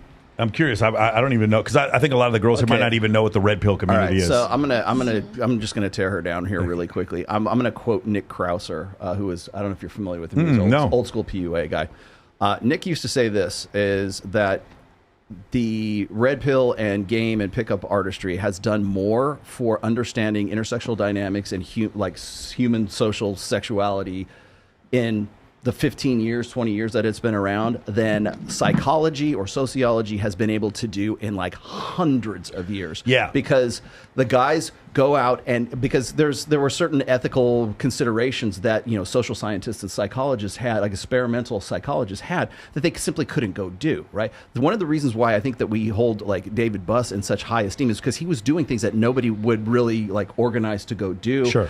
Because it wasn't ethical, or if it wasn't something that people would really have maybe even the cultures that he was going to go and survey would have been a little bit, you know, put off by some of the questions he was asking them, because there's also the cultural aspect of it as well. But now we live in a society once again where the genie's out of the bottle and the toothpaste ain't going back in the fucking toothpaste, tube again. And to say that, oh, well, only us qualified academicians, are the ones that ought to be talking about this stuff. Well, fuck you. Because the guys who went out there during the early years, during the mid 2000s, went out there into the clubs, went out there into the field, did the field work, came back, said, you know what, this is working, this isn't working, and we ought to go back back and it's hypothesis. It's just the scientific method. Yes. Is all it is. It's like, did this work? This part of this hypothesis worked, but this didn't seem to replay in the field, or somebody from Johannesburg, South Africa does something that a guy in Los Angeles does, that a guy in Japan does, that a guy in, Estonia does, and they all compare notes. And the problem is that we're at the point where we're at right now, and they're even having this conversation as a result of 15 to 20 years of these guys doing this in the first place. It's so funny. Part of the thing that maybe Chris Williamson is not aware of this, but like his whole platform exists because an opening was created because this discussion was had by people outside of academics. Right. Meaning, like, and I'm not just talking about Fresh and Fit. We go all the way back. She doesn't exist without the we could go all the way back to, and nobody would be talking. No one would care what she has to say if it hadn't been for pickup artists, if it hadn't been for the blue pill, the red pill, the MGTOW, whatever, everything that's happened in the last because I've been a part of it for the last 22 years. And so when I see little cutesy what's her fuck on every goddamn show right now, it's like, you wouldn't exist if it weren't for the guys who came before you. So to her point, one of the things that happens is when people don't like your point of view, what they say is, I don't agree with you, and everything you believe in causes school shootings. Like that's the sort of mentality. Yeah. And one of these situations and if you keep talking about it, you're going to make things worse. There are humans that are misogynists. We're absolutely aware of that. And have certain misogynists found a home on certain red pill sites? They have, but there's not red pill people. Like, Rollo is not going out there telling anyone to hate women. Absolutely not at all. And then the other part that happens, the opposite. Yeah. And then the other part that happens is when it's when they're like, well, we're going to quote red pill sources, and then it's Pearl Davis, and I'm like, well, I don't know that Pearl really speaks for everybody in this place, and it's just, but it's just, but it's just one of these situations. Like, look, Pearl can speak for Pearl, but my point is, like, the idea that what happens is the media is like, I need to reduce red pill into something that I can hate and attack. Right. So what I'm going to do is say all misogynists go there. Democrats did something very similar. Right. All Trump supporters were racist. Like, they in order to reduce it, to make it very simple for you, they say that. So all these misogynists go into this red pill community, and it's like, no matter what good they did by actually trying to expose things when it came to human nature, that good is outweighed by the fact that the bad was that there were misogynists in the community. And the other part of it, and this is very important, it's like, with a lot of these content creators, they want to grow, they want to become viral, they want to become influential. And if red pill content creators are more influential than them, then they need to kind of shit on them. Well, yeah, and then I also want to point out the academia side of all this as well. So let's just say, for sake of argument, you go, and I don't know if she's got a doctorate, or this is Dr. Sadia Khan or whatever her fucking name is. Okay, if you're going to get a doctorate, and I know this because I have a degree in psychology when it comes to like a bachelor's of science in behaviorism, basically. But I do know this is that if you want to make any kind of money in psychology, you have to get your doctorate. There's like otherwise, if you get a master's, you're going to be a social worker. That's basically what you're and you went to all that school so you can be a social worker. Well, let's just say, for sake of argument, you go to school for what, 8 or 10 years to get your doctorate in psychology. Then you got to go and you want to go into private practice. You can either go into private practice or you can go and teach. Those are really the two things that you can do. So if you go into private practice, you've got to go get malpractice insurance. You've got to go hire somebody to do your secretary. You've got to have a place to go and do it. You've got to have all kinds of insurance. Think about the amount of money and the investment it would take to become a clinical psychologist today. And then you see somebody like John from Modern Life Dating on there who's just like making money hand over I see what you're saying. Sitting in a fucking bubble bath and just like, hey, so just imagine if you guys spent, like you said before, $50,000, $100,000 getting. I love you, John. Getting a PhD in psychology, and then there's people spouting psychology who got no degree whatsoever, and they're making $1 million a year. And they never had to like take out student loans. They never had to get the insurance. They never had to like pay for a place to go and have a private practice or anything like that. So what happens is people like her have to go out there and become a public figure. They have to go write a book. They have to go do talk shows. I don't blame her for that. Obviously, she wants to make a living. I know she has to do what everybody else has to do. And by the way, even if you're a pastor or a minister or a religious figure as well, you have to do the same thing. Yeah, you have to have your worship your worship session has to be online. You have to have it on YouTube. You've got to be able to respond to all the people in your parish or your congregation, whatever. It's the same principle. But we're far beyond, and I'm guilty of this. Probably everybody on this podcast is, we're our own personal brands, and we have to go out there and we have to, you appear or you disappear. I get that, but the problem is people like this have put in so much investment in themselves before they even got to this point. Now they're playing catch up to guys like, like Chris Williamson or like even Garrett right now, because Garrett hasn't even been doing this that long. She would got people who have put more investment into themselves have to catch up to you. Exactly. Yeah, it is part of the thing where they'll look at it like somebody's a psychologist or whatever, and then they see me as a performance coach, and I don't have the same degrees they do, and yet we're just way more successful. So how do you get more successful like that? You throw firebombs out. You throw Molotov. Exactly. And who do you go for? The biggest dude on the prison yard. That's what you go run up the flagpole. Exactly. Yes, thank you very much. All right, cool. Yeah, that actually wasn't the Sadia Khan one I sent you, so yeah, it was a different one. I'm sorry. Let me go grab. Which one was it? Right here, very first one. First one. See right underneath there. Okay, let's do one more here. Can you guys can you pull this up? All right, this is us right now. Hold on. Which one is it?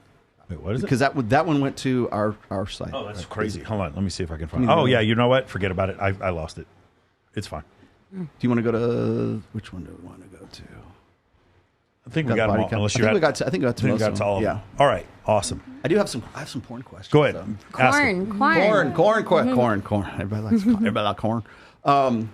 So this was a really good question and I have to give him credit for it. John from It's Complicated, when we were talking to him yesterday, and I want to get an opportunity to ask everybody at the table, and I don't think you really got to answer very well on this, but as I was saying before, it's not enough to just be a porn star anymore. You have to have engagement. It's no longer enough for you to just go do a movie and be done with it.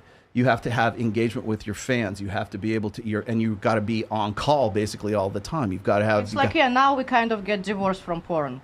Yeah. Like really, before, I just get on set, like I get my script, I get makeup, like I'm just like say and do what I have to. So now I have to create all this environment myself. Right. And of course, it's like kind of. So what I was saying before. But at the same time, you can brand yourself much better. If you are a public figure, if you are a brand of me, a personal brand, and you are a psychologist or you're a pastor or you're a porn star as well, because you're basically everybody's in the same business. It's engagement media. Everybody wants to be able to have access to you 24/7.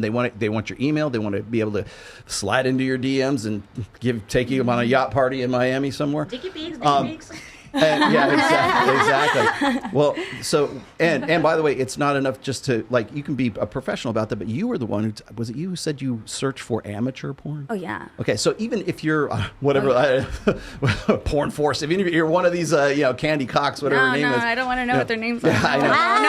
No. But even the amateurs have to do the same thing. They have to be on call, or they have to be at least putting themselves out there and constantly putting stuff out. So the question that John asked was this: do you consider yourself a quote unquote porn star, or do you consider yourself a content creator now?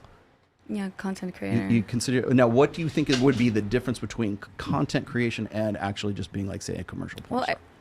Content creation, you're really more in control of what content is going out there. But I think when there was a porn star, they had like yesterday. Oh, you'll like this. I shot with Tabitha Stevens.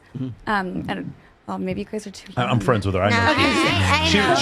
She lives here. She lives here. Yes. I have no idea who you're talking about. But she told me back when she was actively doing it, they had contracts and they had all these things put in place that were really owned by the studios, but everything was taken care of, and now it's more like independent. We have to be in control of that ourselves. But she seemed really smart and like smarter than like a lot she actually really marketed herself so well, and she really didn't care about anybody else's path. She seemed to go really far with it, so I really liked her. Let me ask you a question. So when you film, are you able to decontextualize that as like there's no emotional response to whoever you're having sex with? Decontextualize means like you have no emotional response to the person. You compartmentalize. Thank you. Yes, I could definitely compartmentalize. Okay. Because there's some people who I work with on site who I didn't even particularly like. Yes. But I got to do it because it's work. Could you? But could you always do that? Could I always do that? Yeah. Oh, before the adult industry. Yeah. Oh, well, I think in like the beginning when I was like adolescent, I would do like fool around with like a boy. I would like really like them a lot. Maybe it was like the oxytocin boost, and I'd be like, oh my God, I like him, he's the best. But then after a couple weeks, I'd be like, he's really not that everything. But maybe since I got so much of that out of the way, maybe now as an adult, I don't get that anymore. So since you've been an adult, you've been able to like compartmentalize. Yes, completely. What about you, Crystal? Was there a point where like you fell in love with every dude you slept with, and then you were able to compartmentalize that? It's hard for me to fall in love, and like. Was it always like that? And the porn set, like, for me, it's more like, like a game, like, to make my partners believe what we have a chemistry. Okay. Incredible.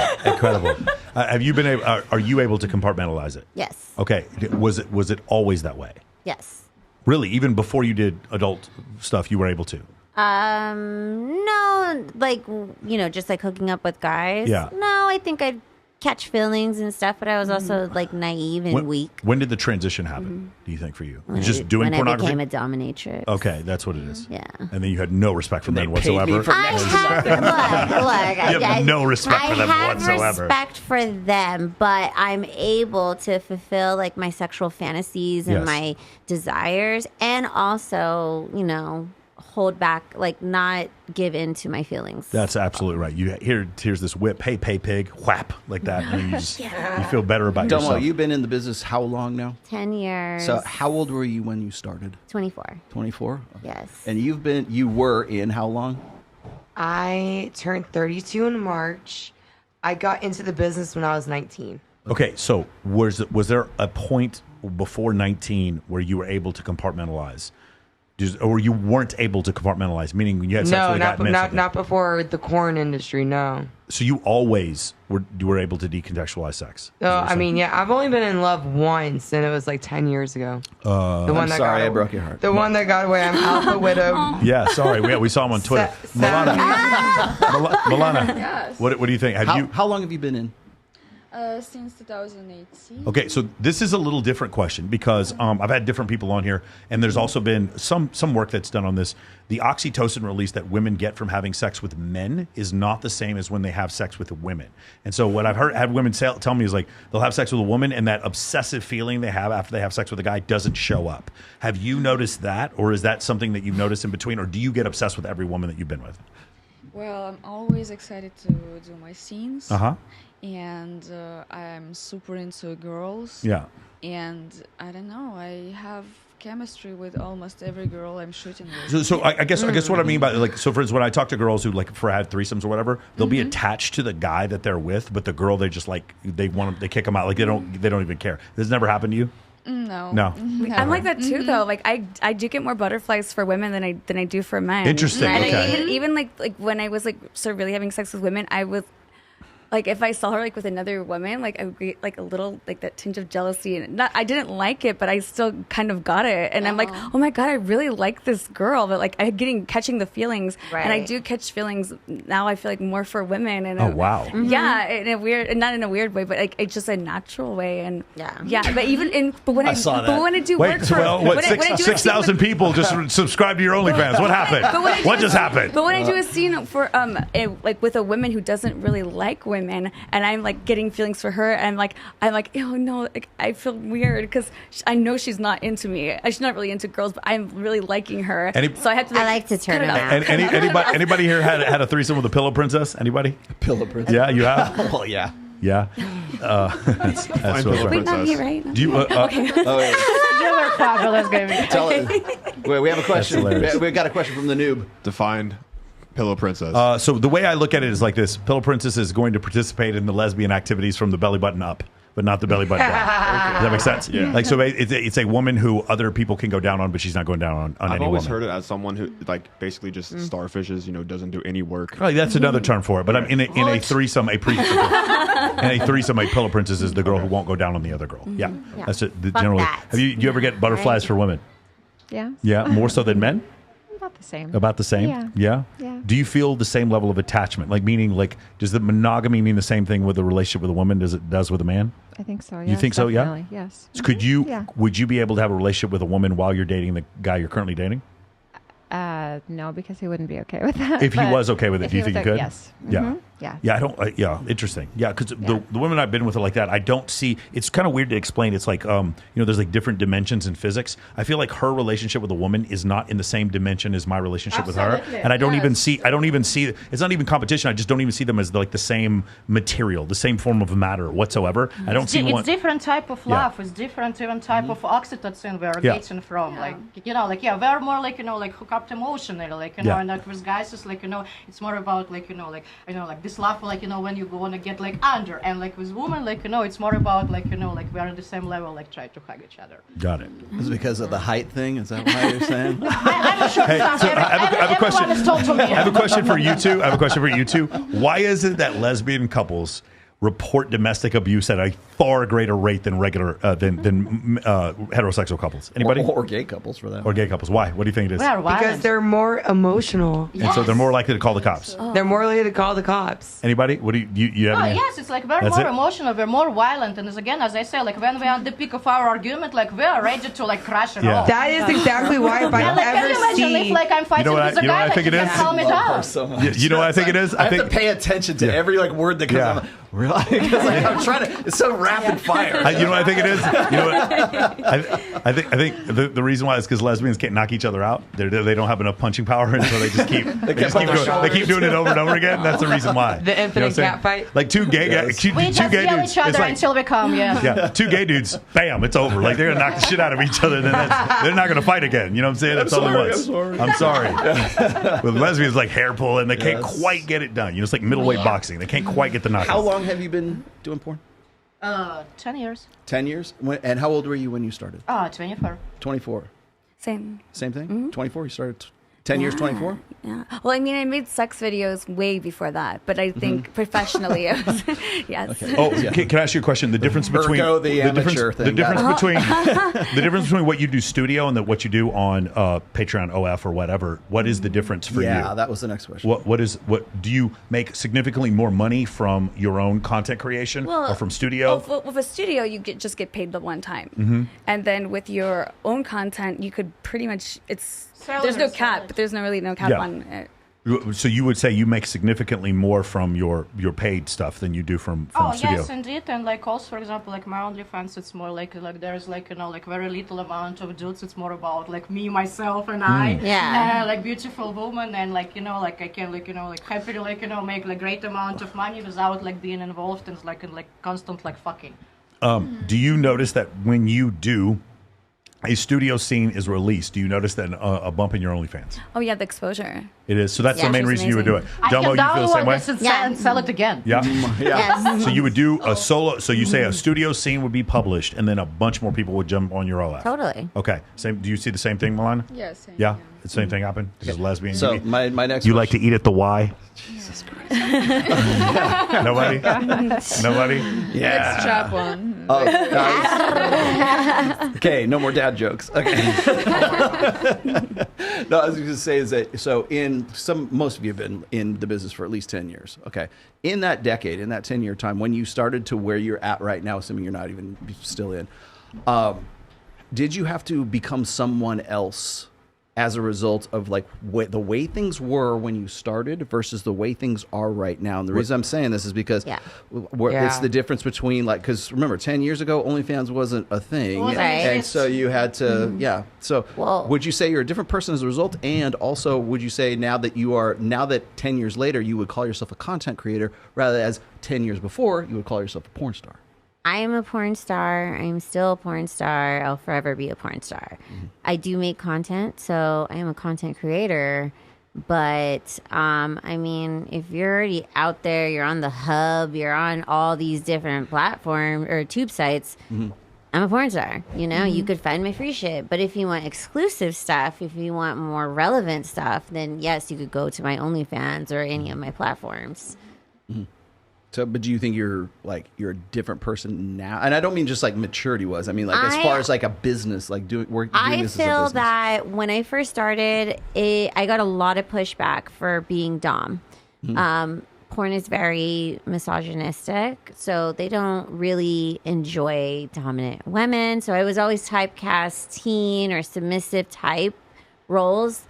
That now that it's my brand, it's my niche, it's who I am. I'm a lot more acceptable. It's a lot more acceptable for me to be who I am, and I embrace it, and I'm all about it, and I inspire other women to be a fucking findom. Findom. Explain findom. Like financial domination. There you go. So. I asked you this. You were actually one of the first girls we ever had on the very first show that we did here, by the way. So you are a veteran of this show, by the way. I asked you this question, and maybe you have a different answer now, maybe you don't. But so I asked you, are you ever going to give it up? Are you ever going to sort of age out of pornography? And you told me then, oh dear, I will never age out of porn because I can change with the time. So like now, like we were just saying, what's the most relevant or what's the most searched for porn right now, which is MILF porn, right? So it doesn't matter what age, and GILF, for fuck's sake, you'd be 70, right? Yeah. So, but do you still think that you can age out, or do you think you're going to get out at some point? I will get out at the. I will transition out at the point that yes, I'm a mother. And I do want to be a great role model for my daughter. Of the cutest daughter in the world. Yes. And also, I have a lot of pushback going on with, custody and lawyers and learning about, the court system does not approve of sex workers, which I think is total, fuckery. So I will still use my brand, but I will transition into something else. But I'll always be a dom. Always be a dom. Yes, ma'am. Do you think any of you? Do you think you'll ever transition out? Do you think you'll? Well, I should say this: will you ever age out of? We see. You know what? I'm done with this. I'm too old for this. What I was bringing up was she's technically married to a GILF. Like, but not like a GILF, but like she's like a grandmother, but she's like super hot. My wife is grandma. Is grandma? Yeah, but she's like super hot. Yeah. Wow. Yeah. You guys knew each other before this? Oh yes. Oh okay. We know each other very deep. What do you mean? I don't understand what that means. We know each other very deep. And I worked with her now wife before I met her. Okay. Yes. And very nice. Yeah, and she was from like an era before mine, but she came back. And then my wife finished like quit the job like exactly in the time like when I started that. Okay. Yes, and we both started around the same time. And then, but like when I worked with her wife, I thought she was gonna kill me. She was so wild. Like I'm like, wow, this is not like working with a girl. Wait, is your right wife now. like famous? Like, who's your wife? My wife is Priya Rai, like she was like the first. Priya Rai, Priya Rai. yeah, she's an Indian. Yeah, she's like first ever Indian porn star. No, the only reason why I know that is because I went to AVN like 10 years ago and I saw it was like there's one Indian porn star. Yes. Yeah, It's that's mine. good. Holy shit. So you guys live with her now? That's crazy. Yes. Yes. That's crazy. Okay.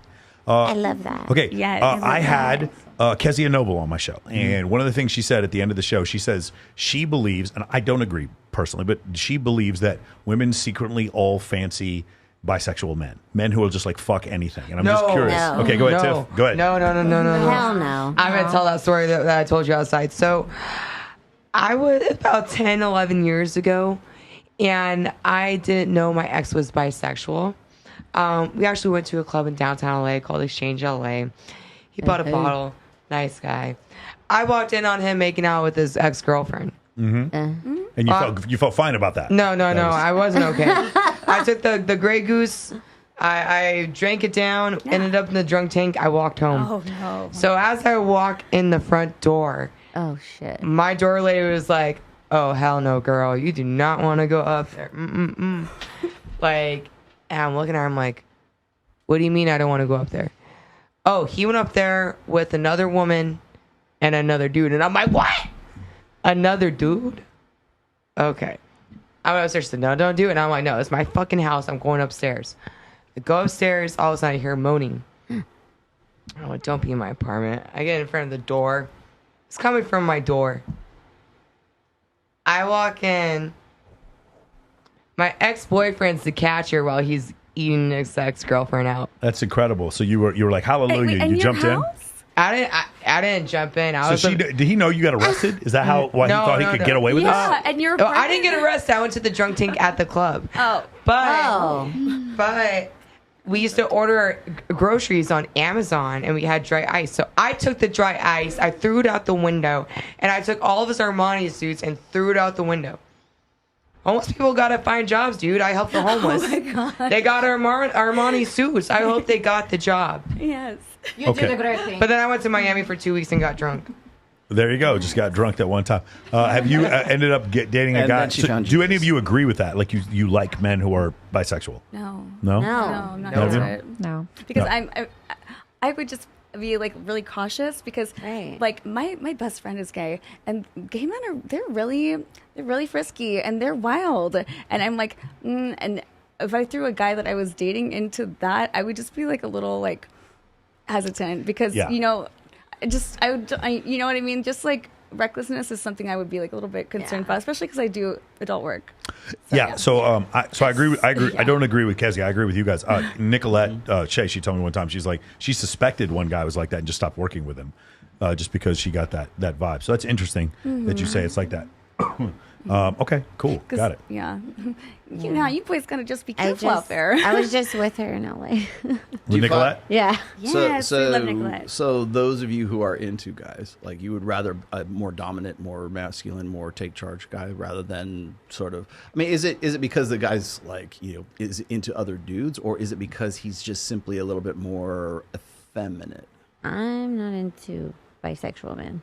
At all. Like, when if he wants to get pegged, don't you do that? Do you do pegging or no? I peg clients. Okay, I don't peg my romantic partners. Because then it's just work, right? Right. Yeah. Okay, now I get it. I pegged a guy before. It was not what I thought it was. Okay. I had to peg a guy too, and I was so sad. I'm pretty sure you thought it was sticking a dildo in his butt. I'm pretty sure that's what you thought it was. I got paid to do it, but I would never do it for free. Yeah, of course. I have one Fuck question. you, pay me. I have one question. Did he have a British accent? No, I'm just kidding. You're not that. That's messed up. That is so messed up. Don't you talk about my friend like that. That is fucking foul as shit. Messing with you. I hate you guys so much.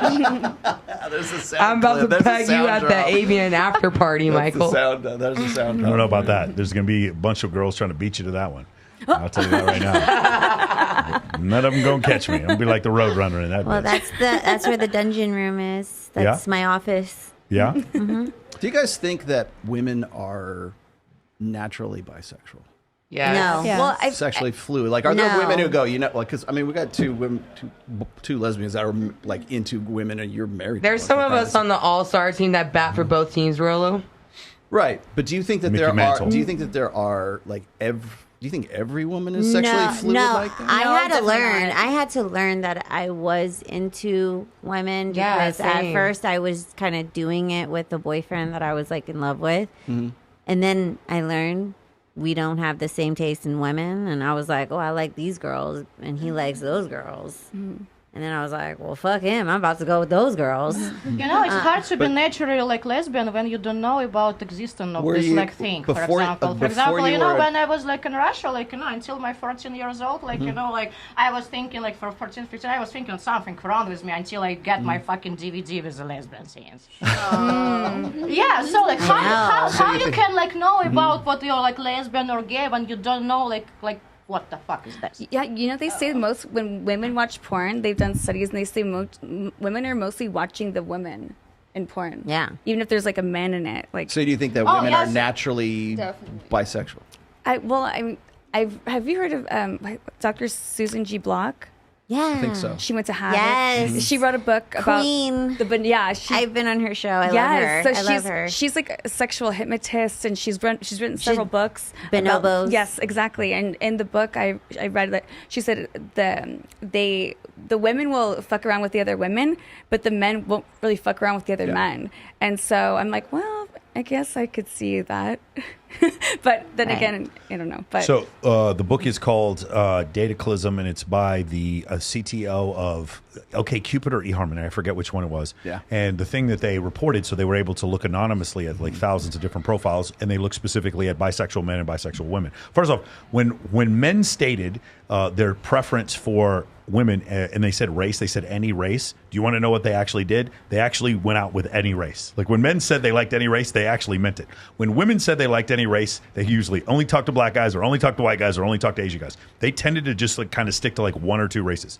When women said they're bisexual, they messaged accounts that were male and accounts that were female. When bisexual men said that they were bisexual on the account, they almost exclusively messaged men. Gay. Almost exclusively messaged men. So like truly bisexual men are actually pretty rare. I don't think bisexual men are like women. I think they're just gay. I think they're just gay. Yeah. Well, I did talk to a friend of my best friend who's gay, and he did say, because he has a really big dick, and he's like, well, I was at a sex club, and he did fuck a couple, but it was the girl's idea, and he's like, yeah, I did it, and I was like, oh, cool, it was good. He's like, yeah, it was Did he good. feel any revulsion, like from doing that, no, from being with a woman? He said that her blowjob was better than his. He's like, I can't even imagine going outside the bounds of like what's going on. Domo, thank you. Domo's got to leave. She's got to leave. She's exiting. Love you, Domo. We'll catch up with you. We should all collab. Okay, for sure. We should all collab. That usually means something different. We should all collab means come on my podcast. This means something totally different.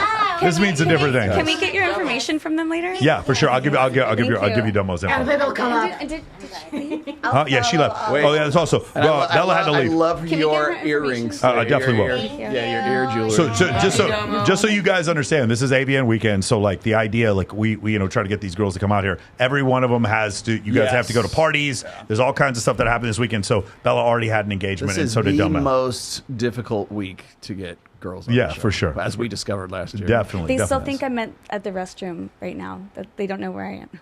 Oh, the guys you left? Yeah. They think I'm going back.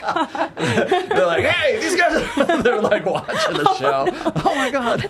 Yeah, I've had a girl before was like, hey, you going to come on the show? And she was like, oh, no, I have another engagement. I'm like, what, are you going to do some signings? She's like, no, I got to fuck a dude for $3,000. Like, it was like, she was just honest. She was super honest about it. I was like, well, okay, I appreciate that. Get that money, honey. Huh? If it were me, I'd be like, yeah, I won't take that long. I'll come right over. I'll come right over. You just be counting the fucking money right in front of us on the show. Yes. That'd be hilarious. And then go blow it on hilarious. Go blow it on a table. So crazy. Oh, I blew it on the table today. Man. I need to ask the girls now because this is the porn week, and Corn week, and I'll also ask Baby Hercules this too.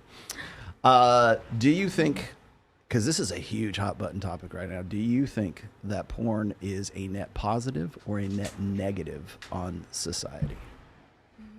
Western society. Well, actually, it doesn't have to be Western society, come to think of it. Just society in general. What do you think? Do you think it's a Cindy, net what do you think? positive or net negative? Because you will hear so many people say, oh, we should. But the reason I'm asking, actually, let me clarify. The reason I'm asking this is because Ben Shapiro and some homeless guy named Destiny were talking about whether the rapid fire questions. One of them was, would you ban porn? Should we ban porn?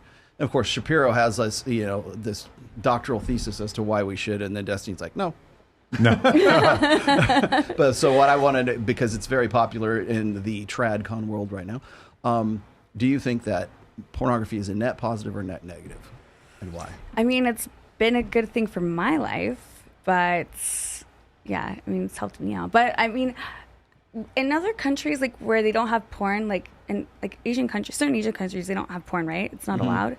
So I don't know, like, is it more expensive there to get it on the black market, or is it just like, because you know what I mean? Like, is it just? Are they right to do it? Do you think that's a good idea for those? Well, I think if they opened that up, it would be more income for us. So I'm gonna say, but keep the porn, keep it all around for you, but like yes, for society in general. Do you have think to worry it's about them? Do you think okay. it's yes, you do. The greater good of society. Think about them just for 1 second. Well. Yes, I will say I am contributing to society. Okay. Yes. I'm doing a good thing. Well. Yes. You say a net positive. I think if you were to weigh the pros and the cons of it based on who it benefits, I think it would benefit more people than it would affect them to where it would ruin their life. You know, to a point where it does keep men complacent. Maybe they're not, finding an amazing wife. They're watching porn instead. But I think it helps more people than it hurts. Yeah. What do you think? I think porn is cheaper than divorce. That is true. Yeah. So the bottom quartile of men, I definitely think it hurts. I definitely think it hurts them because it gives them as sometimes sedation. But in some instances, you'll have women and they will they'll be on dating apps and they'll like left swipe 600 times and they'll believe that they're actually better than those men and they get those men to commit, and it causes a delusion where they're actually denying men that they couldn't even get to commit. So and then they end up fucking a dude who they think is a superstar, and they're like, well, since I had sex with a 10, I can get commitment from a 9, and it causes delusion. There's a delusion for men, and that comes from pornography. This idea of the non-contextualized. There's studies that show as men continually look at images of other women naked, they find their own partners to be less desirable. So there are other things when you can talk about it saves marriages. It probably does. There's probably something. Okay. I just think just for that lowest quartile. I have to clarify that too. Now, saves marriages, because everyone will throw this one back at me, right? What do you mean saves marriages? It prolongs marriages that would have broken up because they are sexless. If they didn't have porn, they wouldn't be able to satisfy that need, let's just say, because they're in a sexless marriage. So porn is cheaper than divorce. Exactly. And it keeps more families together than it has destroyed, because, and again, I'm not saying this is a good or a bad thing. I'm just saying I'm connecting dots here. People want to argue this with me. They're free to do so. But if you have a guy who's staying in a marriage for his kids, and he's in a sexless marriage, and he's just grinding desperation all the time. Remember what was it? James Sexton was talking about that one guy that he was doing the divorce thing for, and he was in a sexless marriage for something like 4 years or 5 years, and the guy was just basically going to massage parlors and getting handies, right? And they made him out to be this sexual deviant and took his kids away because because he thought that was the most responsible way to go take care of his sexual needs, because his wife wasn't. So of course in the divorce they she took him for like $2 million or something like that. I forget how much money. I don't remember how much that was, but I know he's done one for $200 million. Where a girl got $200 million. James Sexton was the divorce attorney for that. For some I don't know, it was a pit trader. It was like some guy who created an algorithm in New York. Right. Yeah. So again, my point is that I think statistically, the statistics will bear this out, is that I think pornography has kept more marriages together than it has torn apart, simply because guys have to find some sort of outlet, and that's what they've done. I'm not saying it's a good thing or a bad thing. It would be better if he was having sex with his wife, right? Marriage were an endurance. Yes, exactly. Exactly. Even in my own life, like just growing up as a kid, my aunt and uncle got divorced because my aunt found my uncle watching porn. And my mom was like, well, he's not going out there doing it. And to be fair, like my aunt wasn't fucking him. And I think that it was her fault that they got a divorce. Yeah. Here's a good question. Do you think that's cheating? If he jerks off to porn and he's not, do you think that's not cheating? At all. That should be grounds for divorce. And I don't think that she deserved my uncle. Like I don't think I was like, you know what, you don't deserve him. He's like a really good father. He provides for you and your whole family. He's super hot, even though he's my uncle. Another 7,000 subscribers on OnlyFans. Don't take care of yourself. She's received more subscribers. Like, and you don't take care of yourself at all, and like you can't even like fuck him or blow him or do anything. Like you don't deserve him. I hope he finds somebody better, and he did. Damn, I'd smash your uncle. Yes, you should. Let me know how it goes. It's like I completely believe you for some reason. I don't think you're bullshitting at all. That's a new Pornhub search right there, uncle. Awesome. Do you think it's a net positive or a net negative? I think porn itself is not a problem. The problem is its abnormal consumption of everything. Like, porn is the same addiction like, drug or alcohol abuse or stuff. And like, and how to say, an unlimited dosage, like it can be alright. It can save marriage or like can take your desire like to come right away and stuff without like, going out and doing something you're going to regret for. But like we are not taught like how to limit ourselves. Like it's just again, like, like you want more because it's cheap source of dopamine. It's like, it's the same, like, scrolling is the same, like, porn, I mean, all this stuff, like, it's cheap source of dopamine, and so, like, and when, we need her on the show more. And so, and, like, and when you can use it, like, for example, from time to time, like, to kill your insomnia, or, like, like, to just, like, like, release your stress, like, yes, it's cool, but when it's become, like, your, like, daily, like, norm, yes, like, this is a trouble.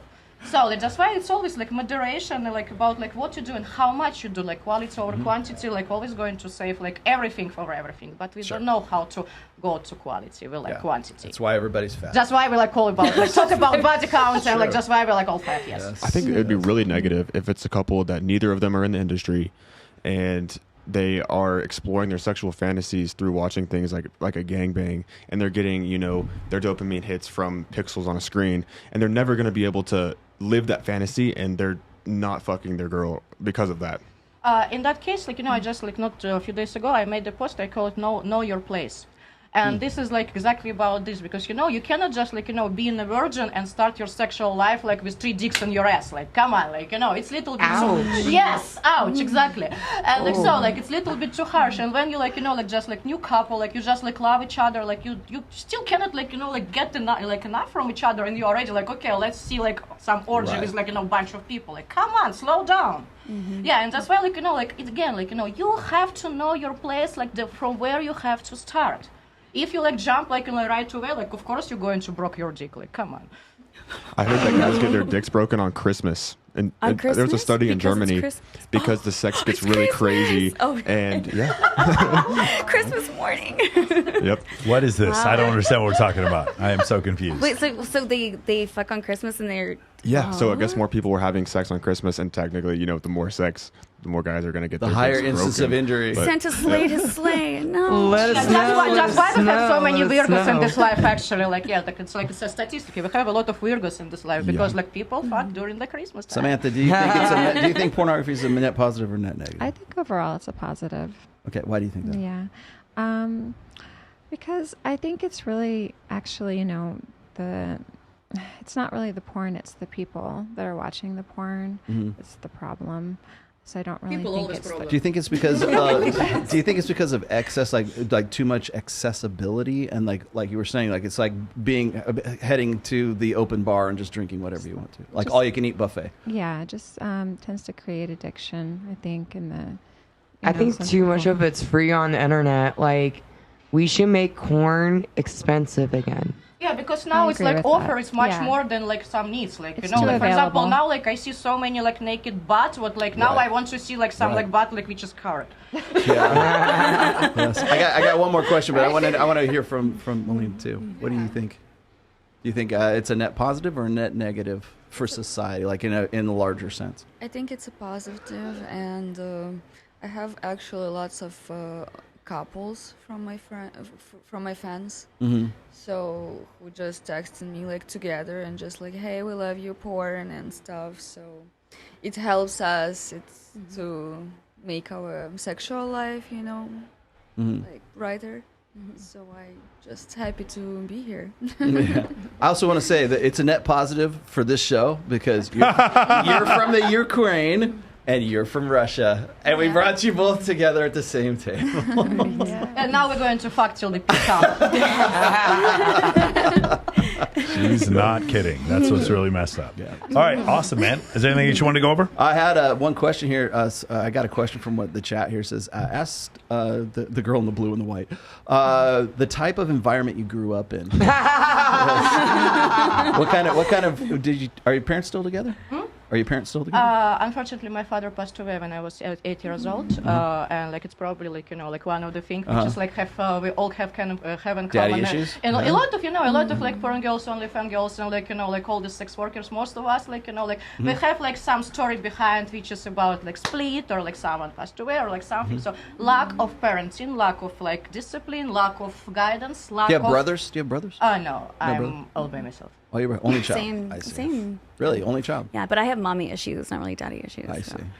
Yeah. Sam, are you only child? Are your parents still together? Only child. Really? My parents are not only together. child. 3 only childs, Yeah. and your parents are together. Or They're split? not together split. now. Sam, what did you do before you were a DJ? You're only child. I'm the youngest No, sister. you have a sister. Yeah, you have a sister. I have an older sister. I'm the baby. Long story with the father. But my parents aren't together. So daddy issues. Go ahead. I got major daddy issues. Are your parents still together? No, my dad also passed away, and they got divorced when I wasn't even 1 year old. But I have a great stepdad, and he was taking care of my family. And Sisters, me. brothers? I have brother. Your brother. Yes. Do any of you have now, or well, I know you. Do you have any kind of drug addictions or alcoholism? Wait, let's be clear when you say you know me. I smoke weed for the record. Okay? Yeah, got it. Weed. Oh my God! But as far as because the reason I'm asking is because there's a stigma where people will just presume that to get into porn, women have to be drug addicted, they have to be coerced into it, they have to be forced to get into the industry. Did you get into it because you volunteered? You wanted, you liked it so much, you're like, hey, I think I'm going to try this, and you got into it? Or did a boyfriend force you into it? Or did drug addiction like drag you into the seedy world of porn, and we really need to save all these women? Did you? Are you in here? Are you here by your own choice? Did you join of your own volition? Yes. I wish I had an interesting story like that. That would probably make it better. But, I mean, I was severely addicted to Adderall when I was in it, like when I first got in it, but it wasn't to feed that addiction. I was like prescribed it, but I stopped taking it like midway through actually because I didn't like how neurotic it made me. So I haven't taken Adderall for like 5 years. So I kind of wish I still did though, because I think it would make my scenes probably better. Oh my God, hilarious. Well, at least, I'm going to be more meticulous with my scene, my porn scene, because I took a Adderall. Hilarious. Hilarious. So on your wish list, more Adderall. I mean, it would just help a lot with like the anal scenes because you could just do more. Oh my God. That's what I was thinking. Yeah. That's exactly what I was thinking. Did you join of your own volition? Oh. And that's the clip. Thank you guys. See you later. No, like, like actually, like, I came to porn, like, it was, like, chain of, like, wrong decision, which just lead me to. But in the same time, like, porn, it's actually, like, kind of, like, helped me to, it saves me, like, through the addiction. Because actually, like, when I joined it, like, I saw, like, so many, like, young ladies, like, who, like, was addicted and was bleeding of their trauma all the time, like, how, like, it's bad and horrible. And, like, they, like, just was using drugs and stuff. And, like, it's actually helped me, like, to go through that. Like, yeah, I had some party and I realized what that bullshit is not for me. And by looking at this, like, very bottom, like, like, it's kind of, like, pull me out of all that bullshit. Like, Tiffany, did you join of your own volition? Well, I was about to be homeless because I couldn't find a job. So I got into and the porn. chat goes wild. I was about to be homeless. Like I dropped out of college because I couldn't afford to stay in the student housing. I was about to get kicked out, and I got into the porn industry. And it actually really changed my life around. I'm forever grateful for it. Interesting. Did you get up in your own volition? Oh yeah. Yeah? You just went, decided one day I'm going to do this? Well, I Line have up a the long women. story about that, but the main thing is one day I realized that I always liked girls, and I was really into girls, and I didn't really know how to pick up them, and I really want to try to have sex with girls. So this is how I started. So it was the easiest way to from point A to point B. One of my girlfriends was like came over to visit me, and she started talking about she started doing girl porn, and I was like, oh, that sounds good. How is it? And she's just like, oh, I have sex with all these hot girls, like, and like even get paid for it. And then just like, fuck, this is job of my dream, you know? Can I join? 10,000 new subscribers on OnlyFans. What happened? Do you so that was then, but now have you hooked up with women who aren't in the industry that you like? Are you good? Can you pick up girls, like non-porn girls now? It happens a couple of times, but like mostly I'm into the girls who is in the industry, because this is when I'm sure that they really into girls, you know. Mm-hmm. Mm-hmm. Do you ever like sometimes I'm just shy, you know. I'm such a shy girl. Do you guys ever burn out on sex? Do you ever just like, you know what? I just do this for a living. I just don't want. Like, if you're with a guy or your wife for that. I'm taking a break sometimes, like, you know, for a few months, like, you know, like just like no fucking or nothing, like just. Even with your wife. Oh no, my wife is like, you know, like she always like gonna get satisfied. Okay. No, but the reason I'm saying that is like if you're let's just say you did, I don't know how many scenes you shoot in a month. It's the same type of diet, like, you know, you cannot eat the cake every day. You're going to like start to like, you know, be tired of that. Are you still into it with her even after like, I don't know, shooting like 4 or 5 scenes in a month or something? You know, I'm very emotional person, and like, you know, like for me, like, you know, like so to like, you know, like physical, it's like, you know, it's like a dessert, or like it's like a side effect, like, you know, like so like when like, you know, like it's all about like emotion and like, you know, like baby, you drive me crazy, and so it's not about like, you know, the friction, it's about like mind friction. Oh, okay. Yeah. So it's more of an emotional thing as opposed to a physical. Sure. Oh yeah, okay, I got you. But do you burn out? Do you ever burn out on sex? Anybody? I burn out on sex. You burn on sex? Do you burn out on sex? You're done. Like you're like, oh, I'm done. I think I'm going to take a break for a month. No. Take a break for a month? It's like people who retire I mean, from if they're hockey in games. business, I mean, because you still got to work, right? But I mean, like with your partner. Well, I take a break like when I get my asshole bleached, because you can't do it for like at least 3 You've 3 been days. waiting to say that this whole freaking show. Let's clip that, please. TikTok. And cancel. Oh, beautiful. My gosh. Beautiful. Wait, but how does that feel? Does it burn? Yes, it does. Yes. Well, it tingles like, but and then you just have to just My deal wife with is it. rolling her eyes right now. And and then after a couple days, then you're able to do it again, but you can't do anything down there. Why would you do it like a couple days after you just bleach it? Wait, what do you mean? You said you bleach it twice? No. Like, oh. Double bleaching? I mean, you could, but I haven't tried it. But you have to do it like every couple months, though. Oh. Okay, it's not as bad as getting in like your like bikini or your wax. It's not that bad. Okay, before we get It's into not bad like hair removal. before we get into hycolonics here, I feel like I just had a laser go like that to the bunghole. I want to clarify a few things because I know people are going to like throw shit at me for this, but I don't care. When I'm talking about like the positives and the negative side, I can see both positives and I can see negatives. Now, the reason why I say positives, one, I already gave you an example of, which is like if you're in a sexless marriage, it's kept more marriages together than it's ever torn apart. Until something. Yes, and so a lot of people will take me to task on that and say, well, you know, it's destroying marriages, and I'm sure that it has, but I would say that it in statistically speaking, and do I have stats for this? No, I don't, but I would say just like logically speaking, if there are more sexless marriages, and those sexless marriages are in some way at least suspended or prolonged as a result of pornography. That's number one. Number two is this. I have always said this, and you just made mention of it a minute ago. The 80% of guys who aren't getting laid, the what was it? 33% of guys who are virgins, whatever, you know, the GSS studies are concerned. Is pornography causing that? Or is pornography... It's helping it. Is it... Yeah, exactly. I was going to say, is it preventing those guys from going out and spurging out on women on the streets, and I think it's preventing have... guys probably. I mean, I think it kind of has like a balance effect because it does prolong marriages, it does keep people together, but then you have the men that desensitize themselves. And that overdo it, and they don't have feeling in their chemically and psychologically castrate because themselves. there'll probably be a good woman that comes up to him, but because she's not cosmetically there, he's gonna pass on her. Just like how women live in delusion with like the top % men. Some men, mostly the incels, are the same way, but with women because of porn.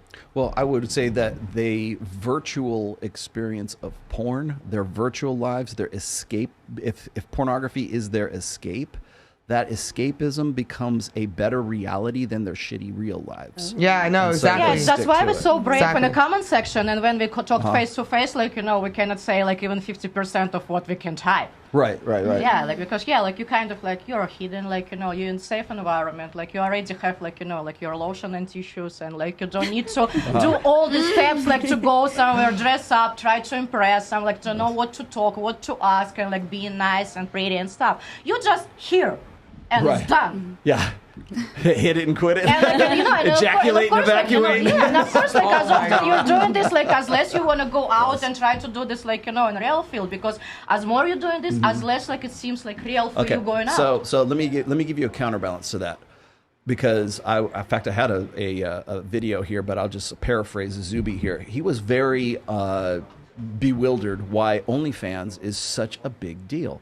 Because can't guys just go and stroke off into Pornhub or whatever else that they're doing, right? Why, if it's just getting off, like you said, then why is that why would OnlyFans be so huge if it was just about getting off? And I'll just tell you why I think it is because guys are looking for the girlfriend experience. They want to they're not paying for sex, they're paying for the fantasy that somebody on the other side of the screen actually gives a shit about them living or dying. Yeah. Now the girl that you're watching on the screen is talking to you. Yeah, it's crazy. And interacting with she actually isn't. A small man in the Philippines is actually talking to you. But but you know what I'm saying? That's how you feel whenever that happens is you get the message. By the way, I actually think some of these ladies need to be careful because there's going to be an FTC class action lawsuit from all these women who have millions of followers on OnlyFans. And they're supposedly messaging thousands of men back, and they can prove that wasn't happening. That's why I want Sex Panther, because I can't fake that shit. Yeah. You can't. You can't do that. Not that I would know. I have no idea about what Sex Panther is. Except that half my friends are on it. I don't have any idea what the fuck it is. What is it? Tell me, my friends. Wait. Well, I mean, it's there's Sex Panther and Minx, and it's basically you can't fake it because they could call you and talk to you or FaceTime you, and they pay you per minute to do that, and you can charge up to $30 a minute. I had a guy FaceTime me when I was on Sex Panther, and he video called me for 20 minutes. He was drunk. I had it at $30 a minute. That's amazing. That son of a bitch paid me $400 for 5 minutes. Confused by why women. That's amazing. I got it. Let me do this clip real quick because I kind of wanted to show this. I love it. Awesome. I love it. So, can you pull that clip up real quick so you can watch this? It's also there's subtitles too. So. I'm not confused by why women would be tempted to go and do OnlyFans. That's not confusing to me. I'm who are all these guys who are spending millions of dollars on this stuff? Who are you? I'm actually thankful that there are sex workers out there to alleviate men from their situation if they can't get women in real life. I would push back on the idea that this is the best outlet for these type of men. I think actually that's a massive cope, and you're taking an easy route out of, I'm just going to sit here and I'm just going to fap on Pornhub or OnlyFans instead of building myself up into the man who can actually get a woman who looks like this in the real world. And if all your energy is going out on that, right, into the tissue as you look at your screen, then sorry to be crude, but you're not then putting that energy where it actually needs to be going. What do you guys think of that? I disagree. Why do you disagree? Because that's judgmental. What they're saying. But is it true? Well, I don't think there's a problem men improving themselves. They should be improving themselves, don't you think? Yeah. Or should they just sit around and watch porn? I mean, Cindy? as long as it's your porn, right? You don't know if the guy has a high pressure job and he needs to just take the edge off and relax. Otherwise, he's gonna go off and fire somebody for no reason. I don't know. You don't know that guy's life. I don't know. I think that's too much in their business. That's just me though. It's everything in moderation. Yeah. He says this guy is doing the only thing they do is just sitting on a Pornhub or OnlyFans, but like they also are working and putting their energy to I guess maybe you guys aren't. It is, I guess but maybe like there is a part-time. Yeah. Female addiction to porn is not super common. I just don't think you guys have seen porn just completely debilitate a man unless you've had a brother or cousin where it happens and there's just like nothing else going on. Like they literally go at night, they go to strip clubs and tip women, and during the daytime they're fucking watching porn. Like if you've ever seen a dude where it's totally debilitating, it's hard for women to understand. Now, I was in the military, and there was a point in my life where I watched way too much of it because I was living in like Warner Robins, Georgia, and Altus, Oklahoma, and there wasn't even anything resembling. Like You're forgiven. Yeah, I wasn't even anything resembling a woman that there was that I could even go talk to in those cases. But other than that, like I mean, I can Thank see. you for your service. No, I appreciate that. But one of these things that happened is you know. It doesn't help you. It really doesn't. So I just don't think women can understand the level to which men can be guilty. I mean, I kind of agree with him with what he was saying with Sosnick and stuff. Like, he is kind of right with it. I mean, I being out of the industry from being in it, I love taking people's money. Like, I love capitalism. Like, you know, you get off on me, you want to put your money towards me, your devotion. Fuck it, I'll take it. But getting out of it, though, I feel really bad that I'm keeping someone from like going out to meet a woman in real life, or go out to that bar and have that interaction and have that money to take that woman out on that date. So he can feel a woman's, you know, kukla or whatever, you know, or what's YouTube appropriate on him. Like he can feel that in real life. So I actually think that kind of stunts someone's happiness, like if they actually fall into it. Garrett, do you because you do on the street kind of interviews constantly. Now, do you run into guys who you would say like, well, are incels, right? Or guys who have a real problem, like even approaching and talking to women as a result of sort of living in their escapism? So I'll just preface this by saying there's a quote from Bronze Age Pervert, and he says, "Only ape in captivity jerks off." What does this mean? And I think we're all kind of in captivity in a way. So kind of, you know, if all men were in the wild, you know, tribalism days, no one would be jerking off because everyone would be using they would have their role. Too busy surviving or too busy fucking. So, and they just don't have, men nowadays just don't have the desire to possibly get rejected by a woman, and they would much rather just take the easy route and just sit at home, and they don't want that burden of performance. So it's easier. You don't have to go out and kill your food, and you don't have to go out and like find a woman to fuck. Exactly. Yeah. Yep. We're about to be obsolete. We're fucked, ladies. AI birthing pods, it's coming. Gen Z, watch out. Yeah, and robot dogs got it. Okay.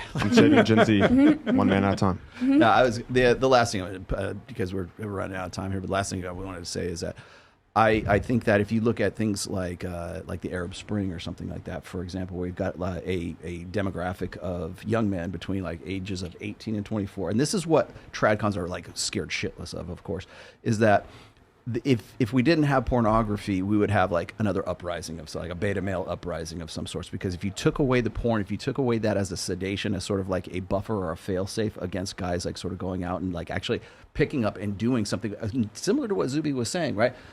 If porn is your sedation and it keeps you from becoming a better man, it's also keeping you from becoming a guy who's going to go out there and be, go out there and rage in the streets. Because especially if you live in a country where it's like, polygamy is legal and your buddy's got 4 wives and you got no pussy, you're going to go and kill that guy. And then people got 3 more wives as a result of that, yeah, right? See what I'm saying? It's just a mathematics equation at that point. But as you were saying, some countries, Christiana, you were saying that some countries will outlaw porn. Yes. Are those better societies because they don't have pornography? They have other I don't even. I'm sure No. I just don't know though because I haven't experienced. No, the reason why I'm saying those that is are the because countries where they stone you, though, right? Well, they can, but is it a buffer against? Is pornography a buffer against those guys wilding in the street? In that case, you can see. Yeah. You can take a look at these Arabian countries, like let's say Saudi Arabia, or Arab Emirates and stuff, where it's they pretty harsh, they're very harsh, cut all this too pervert things.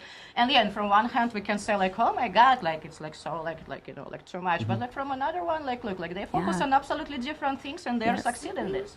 So but I don't know, like, at the same time, like, you know, like, we can look at this, like, you know, private schools for girls and boys, where it's like, you cannot do these, like, you can go, like, you know, how to say, like, to the churches when it's, again, like, you know, only females or males, like, and you want to tell me what they're not doing anything, like, you know, like, and anyhow, like, and we know, like, how much, like, you know, like, pervert shit come, like, out of these, like, you know, schools and, like, private But see, here's the thing is that if in those situations, that you say, oh, they're still going to fight, they're still going to find a way to get together, right? But they are motivated to try to find ways to actually do those things. And whereas if they had pornography, they wouldn't bother doing and it. This is actually how kings created. Like, for example, you know, like, if we go, like, in some deep village in the middle of, like, some, I don't know, nowhere, and there's, like, no internet nor nothing, and there's just a bunch of guys and a god. And now I'm telling you, like, not like my imagination, like, I'm telling you real shit what's, like, happened, like, and it's happening still. They don't have a porn, but they have an imagination, and, like, that's from King Kong. So yeah, I think I'm of the opinion that the only reason I would push back against what Zuby's saying is that I think that pornography is not as big a deal as, say, like, OnlyFans is. I think OnlyFans is a much bigger, like, problem as far as sedation is concerned, because the guys can stroke off and get off the porn whenever they want for free. It's ubiquitous. It's 4K. It's streaming. Every art form, every form of media human beings have created since, like, they were sculpting, you know, chiseling, you know, baby Hercules on, you know, in ancient Greece or whatever. Like, that was, you know, they would look at that the human body and they would say, okay, this is what gets me. This is an attractive human body, right? Every form of media, from photography all the way up to where we're at right now, has found its main purpose in pornography or some variation of it. But OnlyFans is a different problem than the porn or, like, pornography. It is, because it's selling guys the idea that somebody actually cares and, like, about you know, its roots, like, goes, like, it's, like, different way. Like, for example, like, you know, like, guys, like, come for this, like, virtual girlfriend because they, like, when they go out, all these virtual girlfriends, like, go out as well. Right. And, like, so, like, where are you gonna find, like, somebody who going to, like, you know, commit to you, or, like, even, like, you know, like, get laid with you, like, you know, you're, like, not complete, like, for, like, all this, like, woman who is, like, having OnlyFans right now. And, like, so, like, and of course, like, you're gonna get back home and, like, text that bitch and say, like, all right, like, show me your fucking titties. Yeah. Well, there always has to see the most as far as I am able to, like, discern, the most successful OnlyFans girls are not girls who are, like, you know, blonde, no offense, not big blonde, you know, big titties. They're normal, almost amateur girls who look like the girl next door. They look attainable. They look like I could maybe meet this girl in the street or in a coffee shop, and I might be able to fuck her, and I might be able to make her my wife, right? That meant she's not a 10, she's a 7.5, right? Or she's maybe an 8. Still has to be sexual, but not so over the top that, like, oh man, that girl's way out of my league. Why would I follow her and spend a small fortune on her? But it's still, when this guy will see this, like, you know, like 7, like, or, you know, like, wherever, like, go, like, you know, in the real life, you know, it's still the difference. As I say, like, when we type, we are heroes. Like, when we talk, like, we are, like, losers. Yeah, everybody's a winner online. Yeah. I'm famous. Yes. I'm only famous. I'm only important on the internet. Yes. All right, we're good. Anything else? That's it, man. Hey, man, really glad to have you guys come here. Melania, what did you think of the show so far? Final thoughts. You have any final thoughts? Any questions you want to ask us? Oh, no, it was great. It was my first podcast, actually. Yeah? So, yeah, it was really We always have a time for a first time. Yeah. We have a lot in common. I'm into women. You're into women. It's great. Yes. Incredible. What do you think? I'll say that I am a lesbian, too. Masculine presenting lesbian. And yeah, this was my first big podcast like this, and it wasn't what I expected. It was Avian Week, so it's a little bit different than usual, but man, couldn't be happier. Yes. Tiffany. It's always a pleasure. Excuse me, my voice is gone. I did not feel like I took a bath in battery acid this time. I mean, I'm always going to read my Bible, but yeah, it was great. I loved being a trad thought. I feel like girls from the corn industry can be traditional, but we can never be a trad con.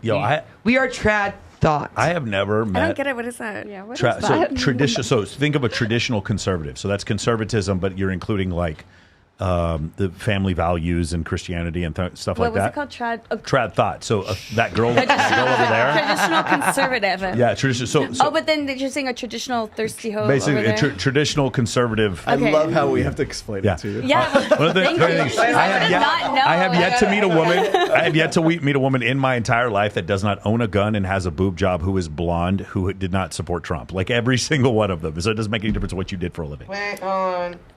Okay, what are we doing here? We're writing the word modesty. Modesty. This is modesty. This is modesty.